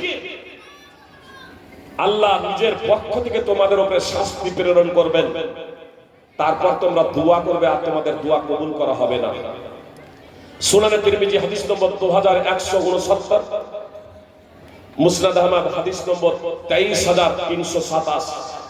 সুপ্রিয় ভ্রাতৃবৃন্দ, ভগ্নীগণ, কথা খুব মনোযোগ দিয়ে শুনবেন, কথা স্পষ্ট। নবী সাল্লাল্লাহু আলাইহি সাল্লাম আল্লাহর কসম করে বললেন, হয় তোমরা সৎ কাজের আদেশ এবং অসৎ কাজে বাধা প্রদান করবে, আর এটা যদি ছেড়ে দাও, সৎ কাজের আদেশ অসৎ কাজে বাধা প্রদানের দায়িত্ব কর্তব্য যদি তোমরা পালন না করো, তাহলে আল্লাহ তাআলার পক্ষ থেকে শাস্তি আসবে। আর আল্লাহর পক্ষ থেকে শাস্তি চলে আসার পরে তোমরা দোয়া করবে, তোমাদের দোয়া কবুল করা হবে না। আজকে বলছেন এত দোয়া করছি, এত দোয়া করছি, দোয়া কবুল হয় না কেন? তো দোয়া কবুল হয় না কেন এটা বুঝতে পারছেন না? বলবেন যে ফাইজি সাহেব, আজকে তো অনেকেই বলছেন যে দাওয়াতের কাজ, কোরআন এবং সুন্নাহর প্রচার এবং প্রসারের জন্য আলেম হওয়া শর্ত, আলেম হতে হবে। তবে সাধারণ মানুষ তো এদের কি কোনো দায়িত্ব কর্তব্য নাই? জি, কোরআন এবং সুন্নাহ প্রচার এবং পাবলিশিটির মেন দায়িত্ব হচ্ছে আলেম, আলেম ওলামা। জি, এদের উপরে দায়িত্ব এবং কর্তব্য বর্তায় যে কোরআন এবং সুন্নাহর প্রচার এবং পাবলিশিটি করবে। বুঝতে পেরেছেন? তবে ইসলামের কতগুলো বিষয় আছে কমন, যে বিষয়টা সর্বজন স্বীকৃত, সর্বজন স্বীকৃত, এগুলোর দায়িত্ব পালন আপনাদের উপরেও বর্তায়। যেমন সুদ হারাম, সর্বজন স্বীকৃত। মদ হারাম, তামাক হারাম, সর্বজন স্বীকৃত। 5 ওয়াক্তের নামাজ পড়া ফরজ, এটা সর্বজন স্বীকৃত। এর জন্য আপনাকে আলেম হতে হবে এমন কি না। জি, আপনার স্ত্রী নামাজ পড়ে না, আপনার যুবতী মেয়ে বিছানায় শুয়ে আছে, ফজরে উঠে না, তো মসজিদের ইমাম সাহেব যাবে জাগাতে যে বোন একটু উঠে যাও, ও মাসি একটু উঠে যান, আপনি নামাজটা পড়েন না? আপনার দায়িত্ব কর্তব্য আছে আপনার মেয়েকে জাগানো, আপনার দায়িত্ব কর্তব্য আপনার স্ত্রীকে জাগানো। এই সৎ কাজের আদেশ এবং অসৎ কাজে বাধা প্রদান, এটা হচ্ছে আপনার জন্য সুপ্রিয় ভাই এবং বোন। সুতরাং আবু সাঈদ আল খুদরি রাদিয়াল্লাহু তাআলা আনহু সূত্রে বর্ণিত, মাররা মিনকুম মুনকারান ফায়ুগাইয়িরহু বিয়াদিহি ফাইল্লাম ইস্তাতি ফাবিলিসানি ফাইল্লাম ইস্তাতি ফাবিকলবি ওয়াযালিকা আযাফুল ঈমান। রাসূল সাল্লাল্লাহু আলাইহি সাল্লাম বললেন, যে কেউ অন্যায় দেখবে, যে কেউ, সে হোক পুরুষ এবং মহিলা, যে কেউ শরীয়ত বিরোধী কাজ দেখবে, সে হাতের দ্বারা প্রতিবাদ করবে। মাররা মিনকুম মুনকারান ফালিউগাইয়িরহু বিয়াদিহি, তোমাদের মধ্যে যে কেউ অন্যায় দেখবে সে হাতের দ্বারা প্রতিবাদ করবে। যদি তার এই ক্ষমতা না থাকে, হাতের দ্বারা বলতে শক্তি প্রয়োগ করবে। যদি ক্ষমতা না থাকে তাহলে মুখে বলবে। যদি এর ক্ষমতা না থাকে তাহলে অন্তর থেকে প্রতিবাদ করবে, অন্তর থেকে প্রতিবাদ করবে। এটা হচ্ছে ঈমানের নিম্নতর স্তর, অর্থাৎ সেই ব্যক্তির জন্য যে দুর্বল ঈমানের, যে কাঁচা মুসলমান, কাঁচা মুসলমান। সুনানে সহিহ মুসলিম হাদিস নম্বর 49, পরের হাদিসটা অত্যন্ত ভয়াবহ। 50 নম্বর হাদিস আব্দুল্লাহ ইবনে মাসউদ রাদিয়াল্লাহু তাআলা আনহু সূত্রে বর্ণিত। তিনি বলছেন, নবীদের প্রত্যেক উত্তরসূরি তারা তাই করত যার নির্দেশ দেওয়া হতো, এবং নবীদের সুন্নাতের অনুসরণ করত। তারপরে এমন অপদার্থ অসৎ ব্যক্তিদের আবির্ভাব হলো, তারা যা মুখে বলে তারা নিজেরা করে না, আর এমন কিছু করে যার নির্দেশ দেওয়া হয়নি। যে 5 ওয়াক্তের নামাজ পড়া কি ফরজ না ফরজ নয়? এ বিষয়ে কারো দ্বিমত আছে? কারো দ্বিমত নেই।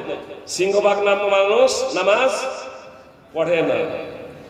ফরজ নামাজের পরে মোনাজাত, যাকে আমরা বলতাম ইমাম সাহেব হাত উঠাবে আর মুক্তাদিরা আমিন আমিন বলবে, এই সম্মিলিত মোনাজাত, যে পাক্কা বেনামাজি 5 ওয়াক্তের নামাজও পড়ে না, 5 ওয়াক্তের নামাজও পড়ে না, সেও আবার বলে যে এরা ইসলামের সব উঠিয়ে দেবে, যে ইসলামের সব উঠিয়ে দেবে। মানে আসলে নবী সাল্লাল্লাহু আলাইহি ওয়াসাল্লাম কি বলছেন দেখুন, পরবর্তীতে এমন অপদার্থ তৈরি হলো, অসৎ ব্যক্তি তৈরি হলো, যা তারা বলে তা করে না।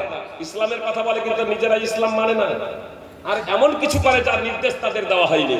তো যার নির্দেশ দেওয়া হয়নি সেগুলো করবে, যার নির্দেশ দেওয়া হয়নি সেগুলো করবে। মানে বেদাতে আজকে মানুষ ওতপ্রোতভাবে জড়িত। শিরক এবং বেদাতে মানুষ, শিরক এবং বিদআতের কারণে মানুষ জীবন দেওয়ার জন্য প্রস্তুত। শিরক এবং বিদআতের জন্য মানুষ জীবন দেওয়ার জন্য প্রস্তুত। জি, আবেগ দিয়ে কোনো কিছু করতে হবে না। মসজিদ নির্মাণ করেন, ভালো কাজ। আজকে বাবরি মসজিদ 6 ডিসেম্বর, কেন বাবরি মসজিদের জন্য তো জায়গা দেওয়া আছে, সেখানে করুন না, করতে হবে। আর মসজিদ বিভিন্ন জায়গায়, যে আজকে আপনি 12 বিঘা 20 বিঘা 40 বিঘার উপরে মসজিদ নির্মাণ করেন, কোনো সমস্যা নেই। প্রয়োজন থাকলে প্রয়োজনের তাগিদে মসজিদ নির্মাণ করতে হবে, প্রয়োজনের তাগিদে। প্রয়োজন আছে মসজিদ নির্মাণ করেন, কোনো সমস্যা নেই, সাহায্য চাই, ভালো কাজ, এটা উত্তম কাজ। জি করুন, কোনো সমস্যা নেই। কিন্তু বাবরি মসজিদ কেন?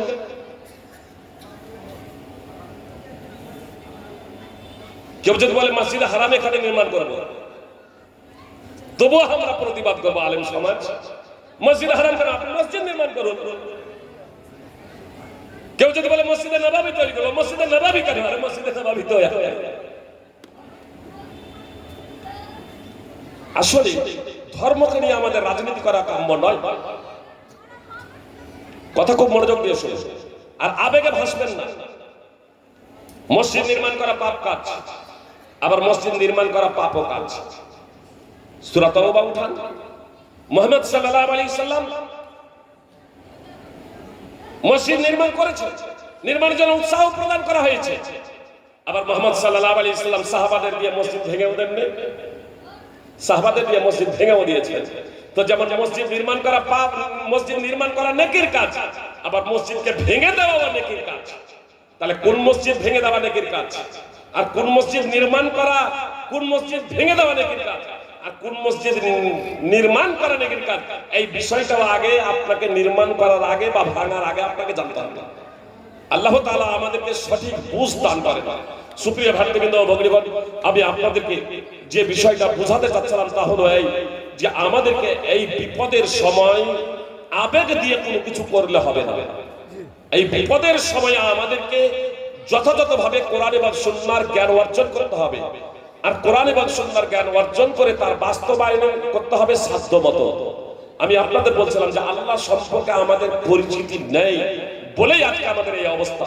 আমি এর জন্য দিক নির্দেশনা দিয়েছি যে আপনারা আয়াতুল কুরসি, সূরা ইখলাস, সূরা হাদীদের প্রথম 6 আয়াত এবং সূরা হাসরের শেষ 3 আয়াত যদি পড়েন, তাহলে কিছুটা জ্ঞান অর্জন হবে যে আল্লাহ তাআলাকে। আমি শুধু আপনাদের শুধু 1-2 মিনিটে শুধু এই কথা আপনাদের বলতে চাই।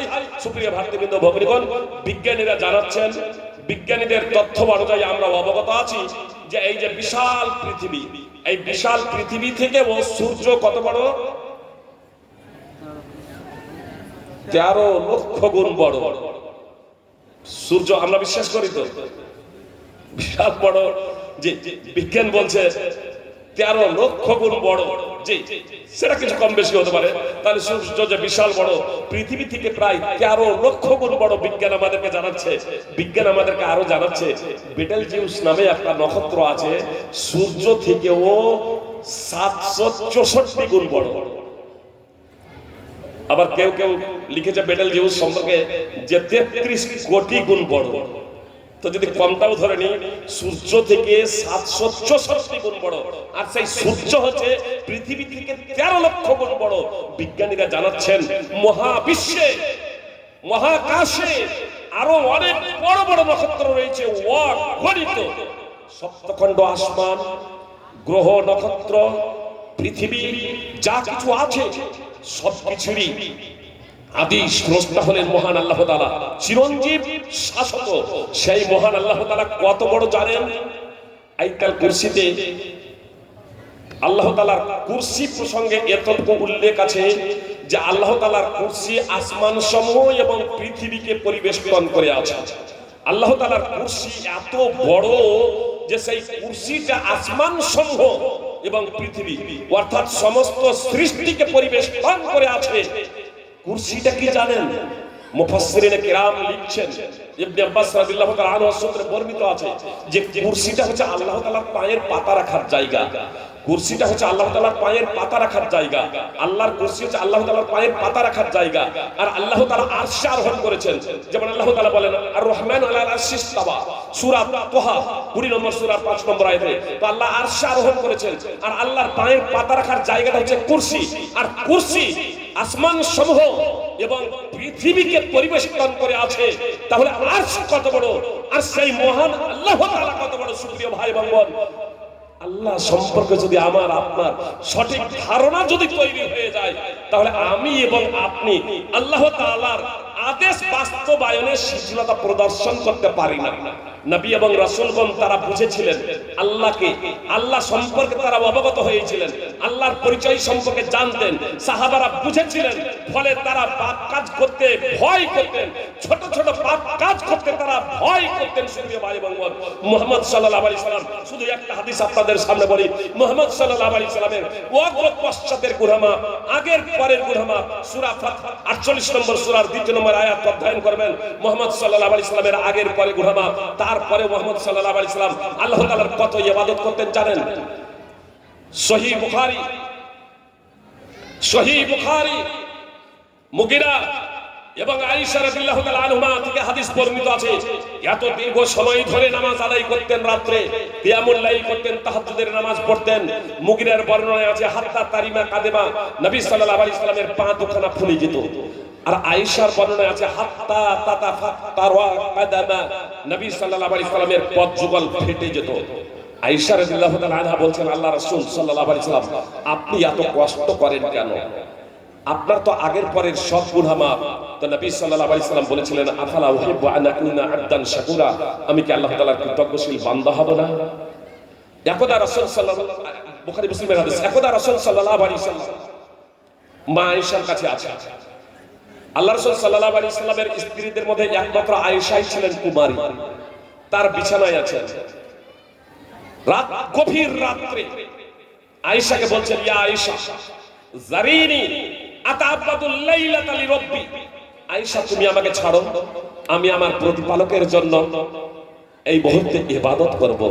এই গভীর রাত্রে উঠে আমি আমার প্রতিপালকের ইবাদত করব। বিছানায় শুয়ে আছেন, হঠাৎ আয়েশাকে বলছেন, হে আয়েশা তুমি আমাকে ছাড়ো, আমি আমার প্রতিপালকের ইবাদত করব। আয়েশা রাদিয়াল্লাহু তাআলা আনহা বললেন, ওয়াল্লাহি ইন্নী লা উহিব্বু কুরবাক ওয়া উহিব্বু মাসসাররাক, আল্লাহর কসম করে বলছি, আল্লাহ রাসূল সাল্লাল্লাহু আলাইহি সাল্লাম আমি আপনার নৈকট্য চাই, অবশ্যই আমি আপনার নৈকট্য চাই। আল্লাহ রাসূল আমি আপনার সাহচর্য চাই। আল্লাহ রাসূল আমি আপনার সাথে এক বিছানায় শুয়ে থাকতে চাই। কিন্তু আমি এটাও পছন্দ করি আল্লাহ রাসূল, যে আপনাকে যা আনন্দ দেয়, আপনাকে যা আনন্দ দেয়, যা করলে আপনি আনন্দিত হবেন, যা করলে আপনি খুশি হবেন, সেটাও আমি পছন্দ করি। অতএব আপনার জন্য যদি এটাই আনন্দদায়ক হয়, আপনাকে যদি এটাই খুশি করে যে আপনি এখন উঠে আল্লাহর ইবাদত করবেন, তা আমি এটাও পছন্দ করি। অতএব আপনি উঠতে পারেন। মুহাম্মদ সাল্লাল্লাহু আলাইহি সাল্লাম দাঁড়িয়ে গেলেন, নামাজ পড়তে শুরু করলেন। ফালাম ইয়াজাল ইয়াবকি, অব্যাহত ধারায় ক্রন্দন করতে আরম্ভ করলেন, অব্যাহত ধারায় ক্রন্দন করতে আরম্ভ করলেন নামাজের অবস্থায়।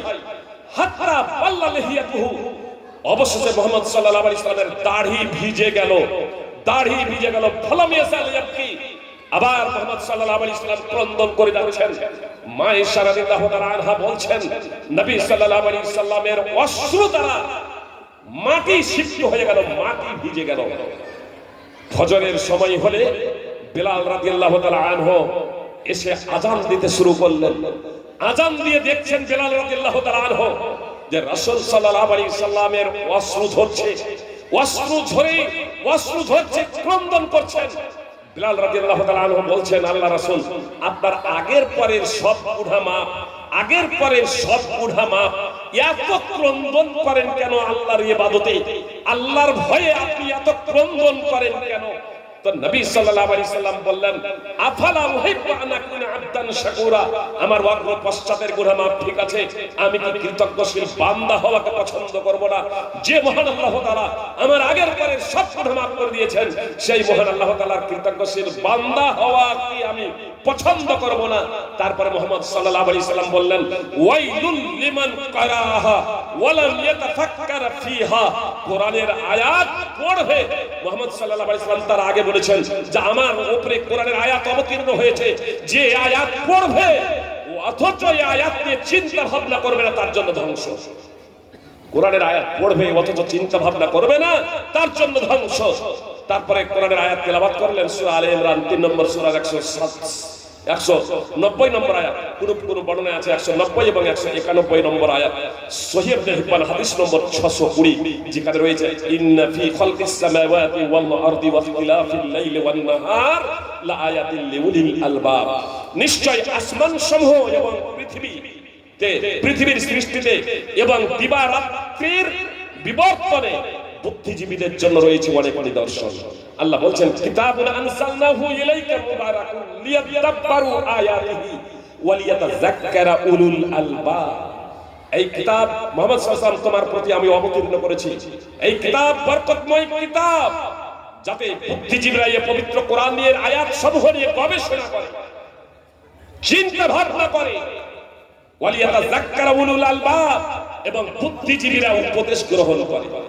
সূরা সাদ 38 নম্বর সূরা 29 নম্বর আয়াত। সুপ্রিয় ভাই এবং বোন, আসলে আমরা কোরআন এবং সুন্নাহ অনেকেই জানি না, আর যারা জানি অনেকেই কোরআন এবং সুন্নাহর ভাবার্থ জানি না, আর যারা অল্প জানি কোরআন এবং সুন্নাহর গভীরে অনেকেই প্রবেশ করেনি। অনেকেই কোরআন এবং সুন্নাহর গভীরে প্রবেশ করেছি। কোরআন শুধু রিডিং পড়ার জন্য নয়, কথা খুব মনোযোগ দিয়ে শুনুন, কথা শেষ করে দিচ্ছি। কোরআন শুধু রিডিং পড়ার জন্য নয়, বরং কোরআন আপনি পড়বেন এবং তা নিয়ে চিন্তা ভাবনা করবেন। কোরআন নিয়ে যত চিন্তা ভাবনা করবেন আপনার অন্তরে তত আল্লাহর ভয় ভীতি তৈরি হয়ে যাবে। এর জন্যই আল্লাহ তাআলা পবিত্র কোরআন অবতীর্ণ করেছেন। আল্লাহ তাআলা বলেছেন আফালা ইয়াতাদাব্বারুল কুরআনা আফালা ইয়াতাদাব্বারুনাল কুরআনা আলা কুলুবিন আকফালুহা। তারা কোরআন নিয়ে চিন্তা ভাবনা করে না কেন? তাদের কি অন্তর তালাবদ্ধ? তাদের কি অন্তরে তালা লাগানো আছে? কোরআন আপনি পড়বেন, আপনি কোরআনের অর্থ বুঝেন না বুঝেন, বড় বড় 10 করে নাকি পাবেন, কিন্তু এর জন্য মূলত কোরআন আসেনি। কোরআনকে আপনি হৃদয়ঙ্গম করবেন, আপনি আপনার ভাষাতে বুঝবেন, আর বুঝে আপনার বিধিবিধান সম্পর্কে অবগত হয়ে তা বাস্তবায়ন করবেন। এর জন্য আল্লাহ তাআলা পবিত্র কোরআন অবতীর্ণ করেছেন, ওহী প্রেরণ করেছেন। সুপ্রিয় ভক্তবৃন্দ ভগীরগণ, আপনাদের কাছে আমার বিনীত অনুরোধ, আসুন আমরা ইসলামকে যথাযথভাবে বুঝার প্রচেষ্টা করি, পবিত্র কোরআন এবং সুন্নাহকে যথাযথভাবে বুঝে মূল্যায়ন করি, জীবনে বাস্তবায়ন করি, তাহলে ইনশাআল্লাহ আমরা এই বিপদ থেকে পরিত্রাণ পাবো, মুক্তি পাবো।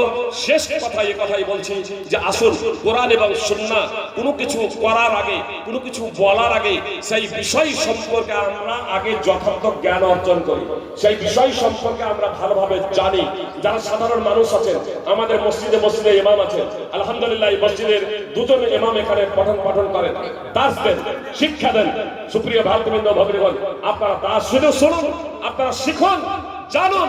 এবং মাদ্রাসা আছে আপনাদের এখানে, শিমুলিয়া মাদ্রাসা, আলেম আছেন, তাদের কাছ থেকে জানুন, আলেমদের কাছ থেকে জানুন, আলেমদের সংস্পর্শে উঠা বসা করুন, কোরআন এবং সুন্নাহকে জানুন। আর আজকে আমাদের মাতৃভাষায় বাংলাতেও প্রচুর বইপত্র হয়ে গেছে, সেগুলো অধ্যয়ন করুন। অবশ্য অধ্যয়ন করে আপনার ফতোয়া দিতে শুরু করে দেবেন না, অধ্যয়ন করুন জানার জন্য। যেখানে সন্দেহ হবে, বুঝতে সমস্যা হবে, আলেম ওলামাদের কাছে সেই বিষয়টাকে ক্লিয়ার করে নেবেন, স্পষ্ট করে নেবেন। তাহলে ইনশাআল্লাহ আমরা যদি জেনে বুঝে পবিত্র কোরআন এবং সুন্নাহর বাস্তবায়ন করতে যদি সক্ষম হই, আমরা যদি মুহাম্মদ সাল্লাল্লাহু আলাইহি সাল্লামের দেখানো পথে আমরা যদি চলতে শুরু করি, তাহলে আমাদের উপরে যত বিপদ আপদ আছে সেই সমস্ত বিপদ আপদ দূর হয়ে যাবে। ইনশাআল্লাহ পার্থিব জগতে আমরা সুখ শান্তি লাভ করতে সক্ষম হব, আর মৃত্যুর পরে অফ্রন্ত আল্লাহ তাআলার নিয়ামত রাজি অর্জনে ধন্য হব, আল্লাহ তাআলার সন্তুষ্টি অর্জনে ধন্য হব। আল্লাহ তাআলা আমাদের প্রকৃত অর্থে ইসলামকে জানার এবং মেনে চলার তৌফিক দান করেন, আমিন।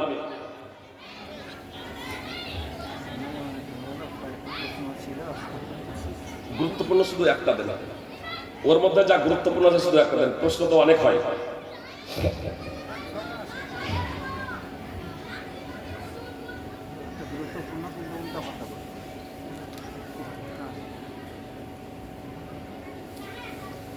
কতদিনের বাচ্চা নষ্ট করলে পাপ হবে না, এবং কোন কোন পরিস্থিতিতে বাচ্চা নষ্ট করা যাবে? আপনি যতদিনেরই বাচ্চা নষ্ট করেন সেটা পাপ হবে, পাপ থেকে খালি কোনোটাই পাই। 4 মাসের পরেও 4 মাসে আত্মা ফোঁকা হয়, 4 মাসে আত্মা ফোঁকা হয়, 4 মাসের আগে আত্মা ফোকা হয় না, তো তার জীবন আছে না নেই? তার জীবন আছে না নেই? মাতৃ জঠরে 120 দিন যে হয়েছে, 119 দিন পরে 120 দিন মানুষের পূর্ণ একটা ঢাঁচা তৈরি হয়ে গেছে, তো তার জীবন নেই? যে সে বীর্য থেকে, শুক্রাণু থেকে আর ডিম্বাণু থেকে সে আপনার রক্ত মাংস পিণ্ডে পরিণত হয়ে বৃদ্ধি হতে আছে, বৃদ্ধি হতে আছে। 120 দিনে পৌঁছে গিয়েছে, আত্মা ফোকা হয়নি। এই যে মাতৃ জঠরে যে শিশুটা আছে তার আয়ু লেখা হয়, তার খাদ্য লেখা হয় আত্মা ফোকার আগে। সহিহ বুখারী হাদিস নম্বর 3208, সুম্মা ইউনফাখু ফীহি রূহ। 4টি জিনিস লেখার পরে আত্মা ফোকা হয়, রূহ ফোকা হয়। তাহলে আয়ু কার লেখা হয়েছে? যার জীবন আছে তার।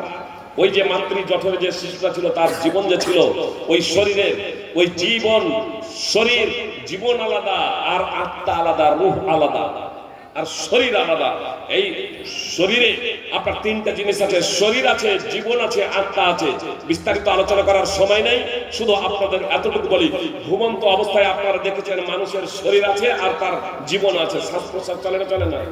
তখন কথা কেন বলে না? আত্মা নেই, তখন আত্মা নেই, তার জীবন আছে। সুপ্রিয় ভাতৃবৃন্দ, জীবন আছে, চলাচল করতে পারে। আপনারা এই যে শুক্রাণু বলা হচ্ছে, শুক্রাণু আজ বিজ্ঞান দ্বারা প্রমাণিত, যন্ত্রের মাধ্যমে যদি আপনারা সেটা দেখেন, অনেকক্ষণ যন্ত্রের মাধ্যমে যদি সেটা দেখেন, তাহলে দেখবেন ব্যাঙাচির মতো শব্দ উড়াচ্ছে। এক টাইমে যে বীর্যপাত হয় শুক্রাণু, এক টাইমে যে বীর্যপাত হয়, আপনার কোটি কোটি আপনার শুক্রাণু আছে, ব্যাঙাচির মতো দৌড়াচ্ছে, ব্যাঙাচির মতো দৌড়াচ্ছে। নিজের গন্তব্যস্থলে সংঘর্ষ হয়, ডিম্বাণু এবং শুক্রাণুর মধ্যে লড়াই হয়। পরিশেষে হয়তো 1টা এবং 2টোই টিকে, বাকিগুলো সব মারা যায় রাস্তায়। লড়াই হয় ডিম্বাণুর সাথে শুক্রাণুর। আপনার বিজ্ঞানটা অধ্যয়ন করবেন, এই বিষয়টা দেখবেন স্পষ্ট। তো এই যে লড়াই করছে, তার আগেই যখন আপনার বীর্য, ওই বীর্যে আপনার কোটি কোটি আপনার শুক্রাণু রয়েছে, তো বিনা জীবনে নাকি তাদের চলছে। তো আপনার 4 মাসের আগে, যারা বলছে 4 মাসের আগে যদি হত্যা করে দেওয়া কোনো সমস্যা নেই, এটাও মহাপাপ। সহিহ বুখারী এবং মুসলিমের হাদিস, নবী সাল্লাল্লাহু আলাইহি ওয়াসাল্লাম বলছেন, উদ্দিবাত ইমরাতুন ফি হিররাতিন হাবাসাতহা হাত্তা মাতাত জুআ ফাদাখালাত ফিহা আন-নার। একজন মহিলাকে একটি বিড়ালের কারণে শাস্তি দেওয়া হয়েছে, বেঁধে রেখেছিল, ক্ষুধার্ত অবস্থায় মারা গিয়েছে। বিড়ালকে ক্ষুধার্ত অবস্থায় ডাইরেক্ট মারেনি, ইনডাইরেক্ট মহিলার দ্বারা মারা যাচ্ছে। ফাদাখালাত ফিহা আন-নার, এই কারণে মহিলাটি জাহান্নামে যাবে।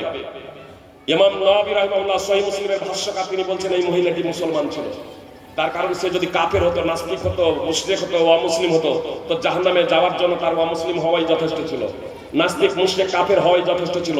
কিন্তু এখানে বলা হচ্ছে বিড়ালের কারণে জাহান্নামে যাচ্ছে, মানে এই মহিলা মুসলমান ছিল। তো একটা বিড়ালকে মারার কারণে তার যদি পাপ যদি হয়, তাহলে মানুষ মারার তো কোনো প্রশ্নই আসে না, সেটা 4 মাসের আগে হোক আর 4 মাসের পরে হোক। এবার একটা বিষয় হচ্ছে কোন পরিস্থিতিতে, যে যদি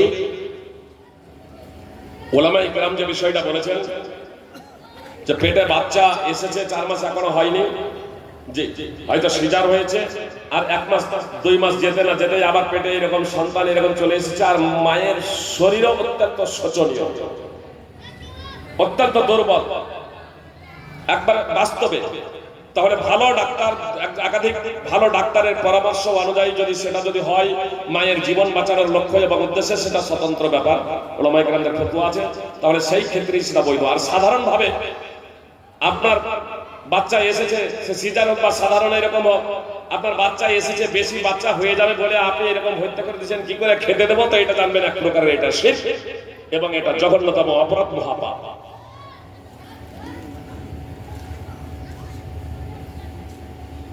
চল্লিশে এবং ফাতিহা করা অনুষ্ঠানে খানা খাওয়া যাবে কি? সুপ্রিয় ভাই এবং বোন, 40 এবং ফাতিহা খানি যা আমাদের সমাজে চলছে, এটা হচ্ছে বিদআত।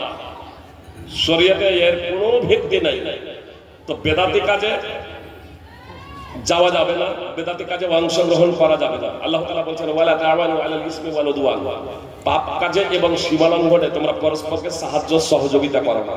সূরা মাইদা 5 নম্বর সূরা 2 নম্বর আয়াত। অতএব আমাদের তা থেকে বিরত থাকতে হবে। আল্লাহ তাআলা আমাদের হায়াত বাকিতে লাগানোর পরবর্তী বক্তা আছে।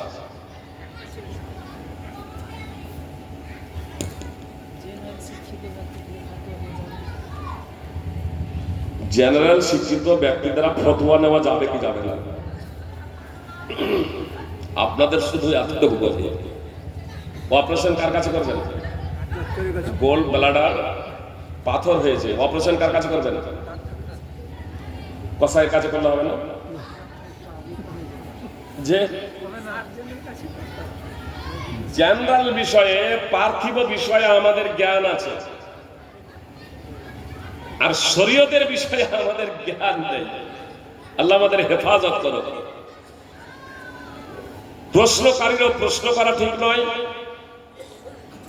আর ব্যক্তিরও উত্তর দেওয়া ঠিক নয়। অনেক সময় রেফারেন্স দেয়, হয়তো কোরআনের এত আয়াত আর হাদিসের এত, জনগণ তখন মনে মনে ভাবে যে কোরআনের এত আয়াত বললো আর হাদিস যখন এত বললো তাহলে উত্তরটা সঠিক। অনেক মাদানিও জবাব দেয় না। আরে মাদানিরা জানে, আলেমরা জানেন যে ফতোয়া দেওয়া সবার বিষয় নয়, ফতোয়া দেওয়ার কাজটা সাধারণ ব্যাপার না, ভুল হলে পাপ হবে। নবী সাল্লাল্লাহু আলাইহি ওয়াসাল্লাম ভবিষ্যদ্বাণী করেছেন, ইলম উঠে যাবে, ইলম উঠে যাবে। সহিহ বুখারী মুসলিমের হাদিস, ইলম উঠে যাবে। ইলম এইরকম হঠাৎ উঠিয়ে নেবেন না এমনটি না, ছিনিয়ে নেওয়া হবে অন্তর থেকে এমনটি না। আলেম ওলামাকে উঠিয়ে নেওয়ার মাধ্যমে ইলমকে উঠিয়ে নেওয়া হবে। যখন কোনো আলেম বাকি থাকবে না, তখন জনগণ নেতার সাধারণ মানুষদেরকে, নেতাদেরকে তখন মুক্তি বানিয়ে দেবে, তাদের কাছ থেকে ফতোয়া জিজ্ঞেস করবে, আর তারা ফতোয়া দিয়ে তারাও বিভ্রান্ত হবে, ফতোয়া যাদের দেবে তাদেরকেও বিভ্রান্ত হবে। জাহেল ব্যক্তি, সাধারণ মানুষদের, সাধারণ ব্যক্তি যারা কোরআন এবং সুন্নাহর আলেম যারা নয়, এদেরকে আরবিতে জাহেল বলে। এটা বলবেন না যে তাহলে জাহেল গেল। যারা কোরআন এবং সুন্নাহকে, কোরআন সুন্নাহ আরবিতে, যারা আরবিতে কোরআন এবং সুন্নাহকে বুঝে না, মুক্তি ফতোয়া দেওয়ার তার কোনো অধিকার নেই, আর তার কাছে আপনারাও ফতোয়া জিজ্ঞেস করবেন। আল্লাহ তাআলা আমাদের প্রত্যেককে পবিত্র কোরআন ও সুন্নাহ অনুযায়ী জীবন যাপন করার তৌফিক দান করেন। আমিন। আসসালামু আলাইকুম ওয়া রাহমাতুল্লাহি ওয়া বারাকাতুহু। ওয়া আলাইকুম আসসালাম।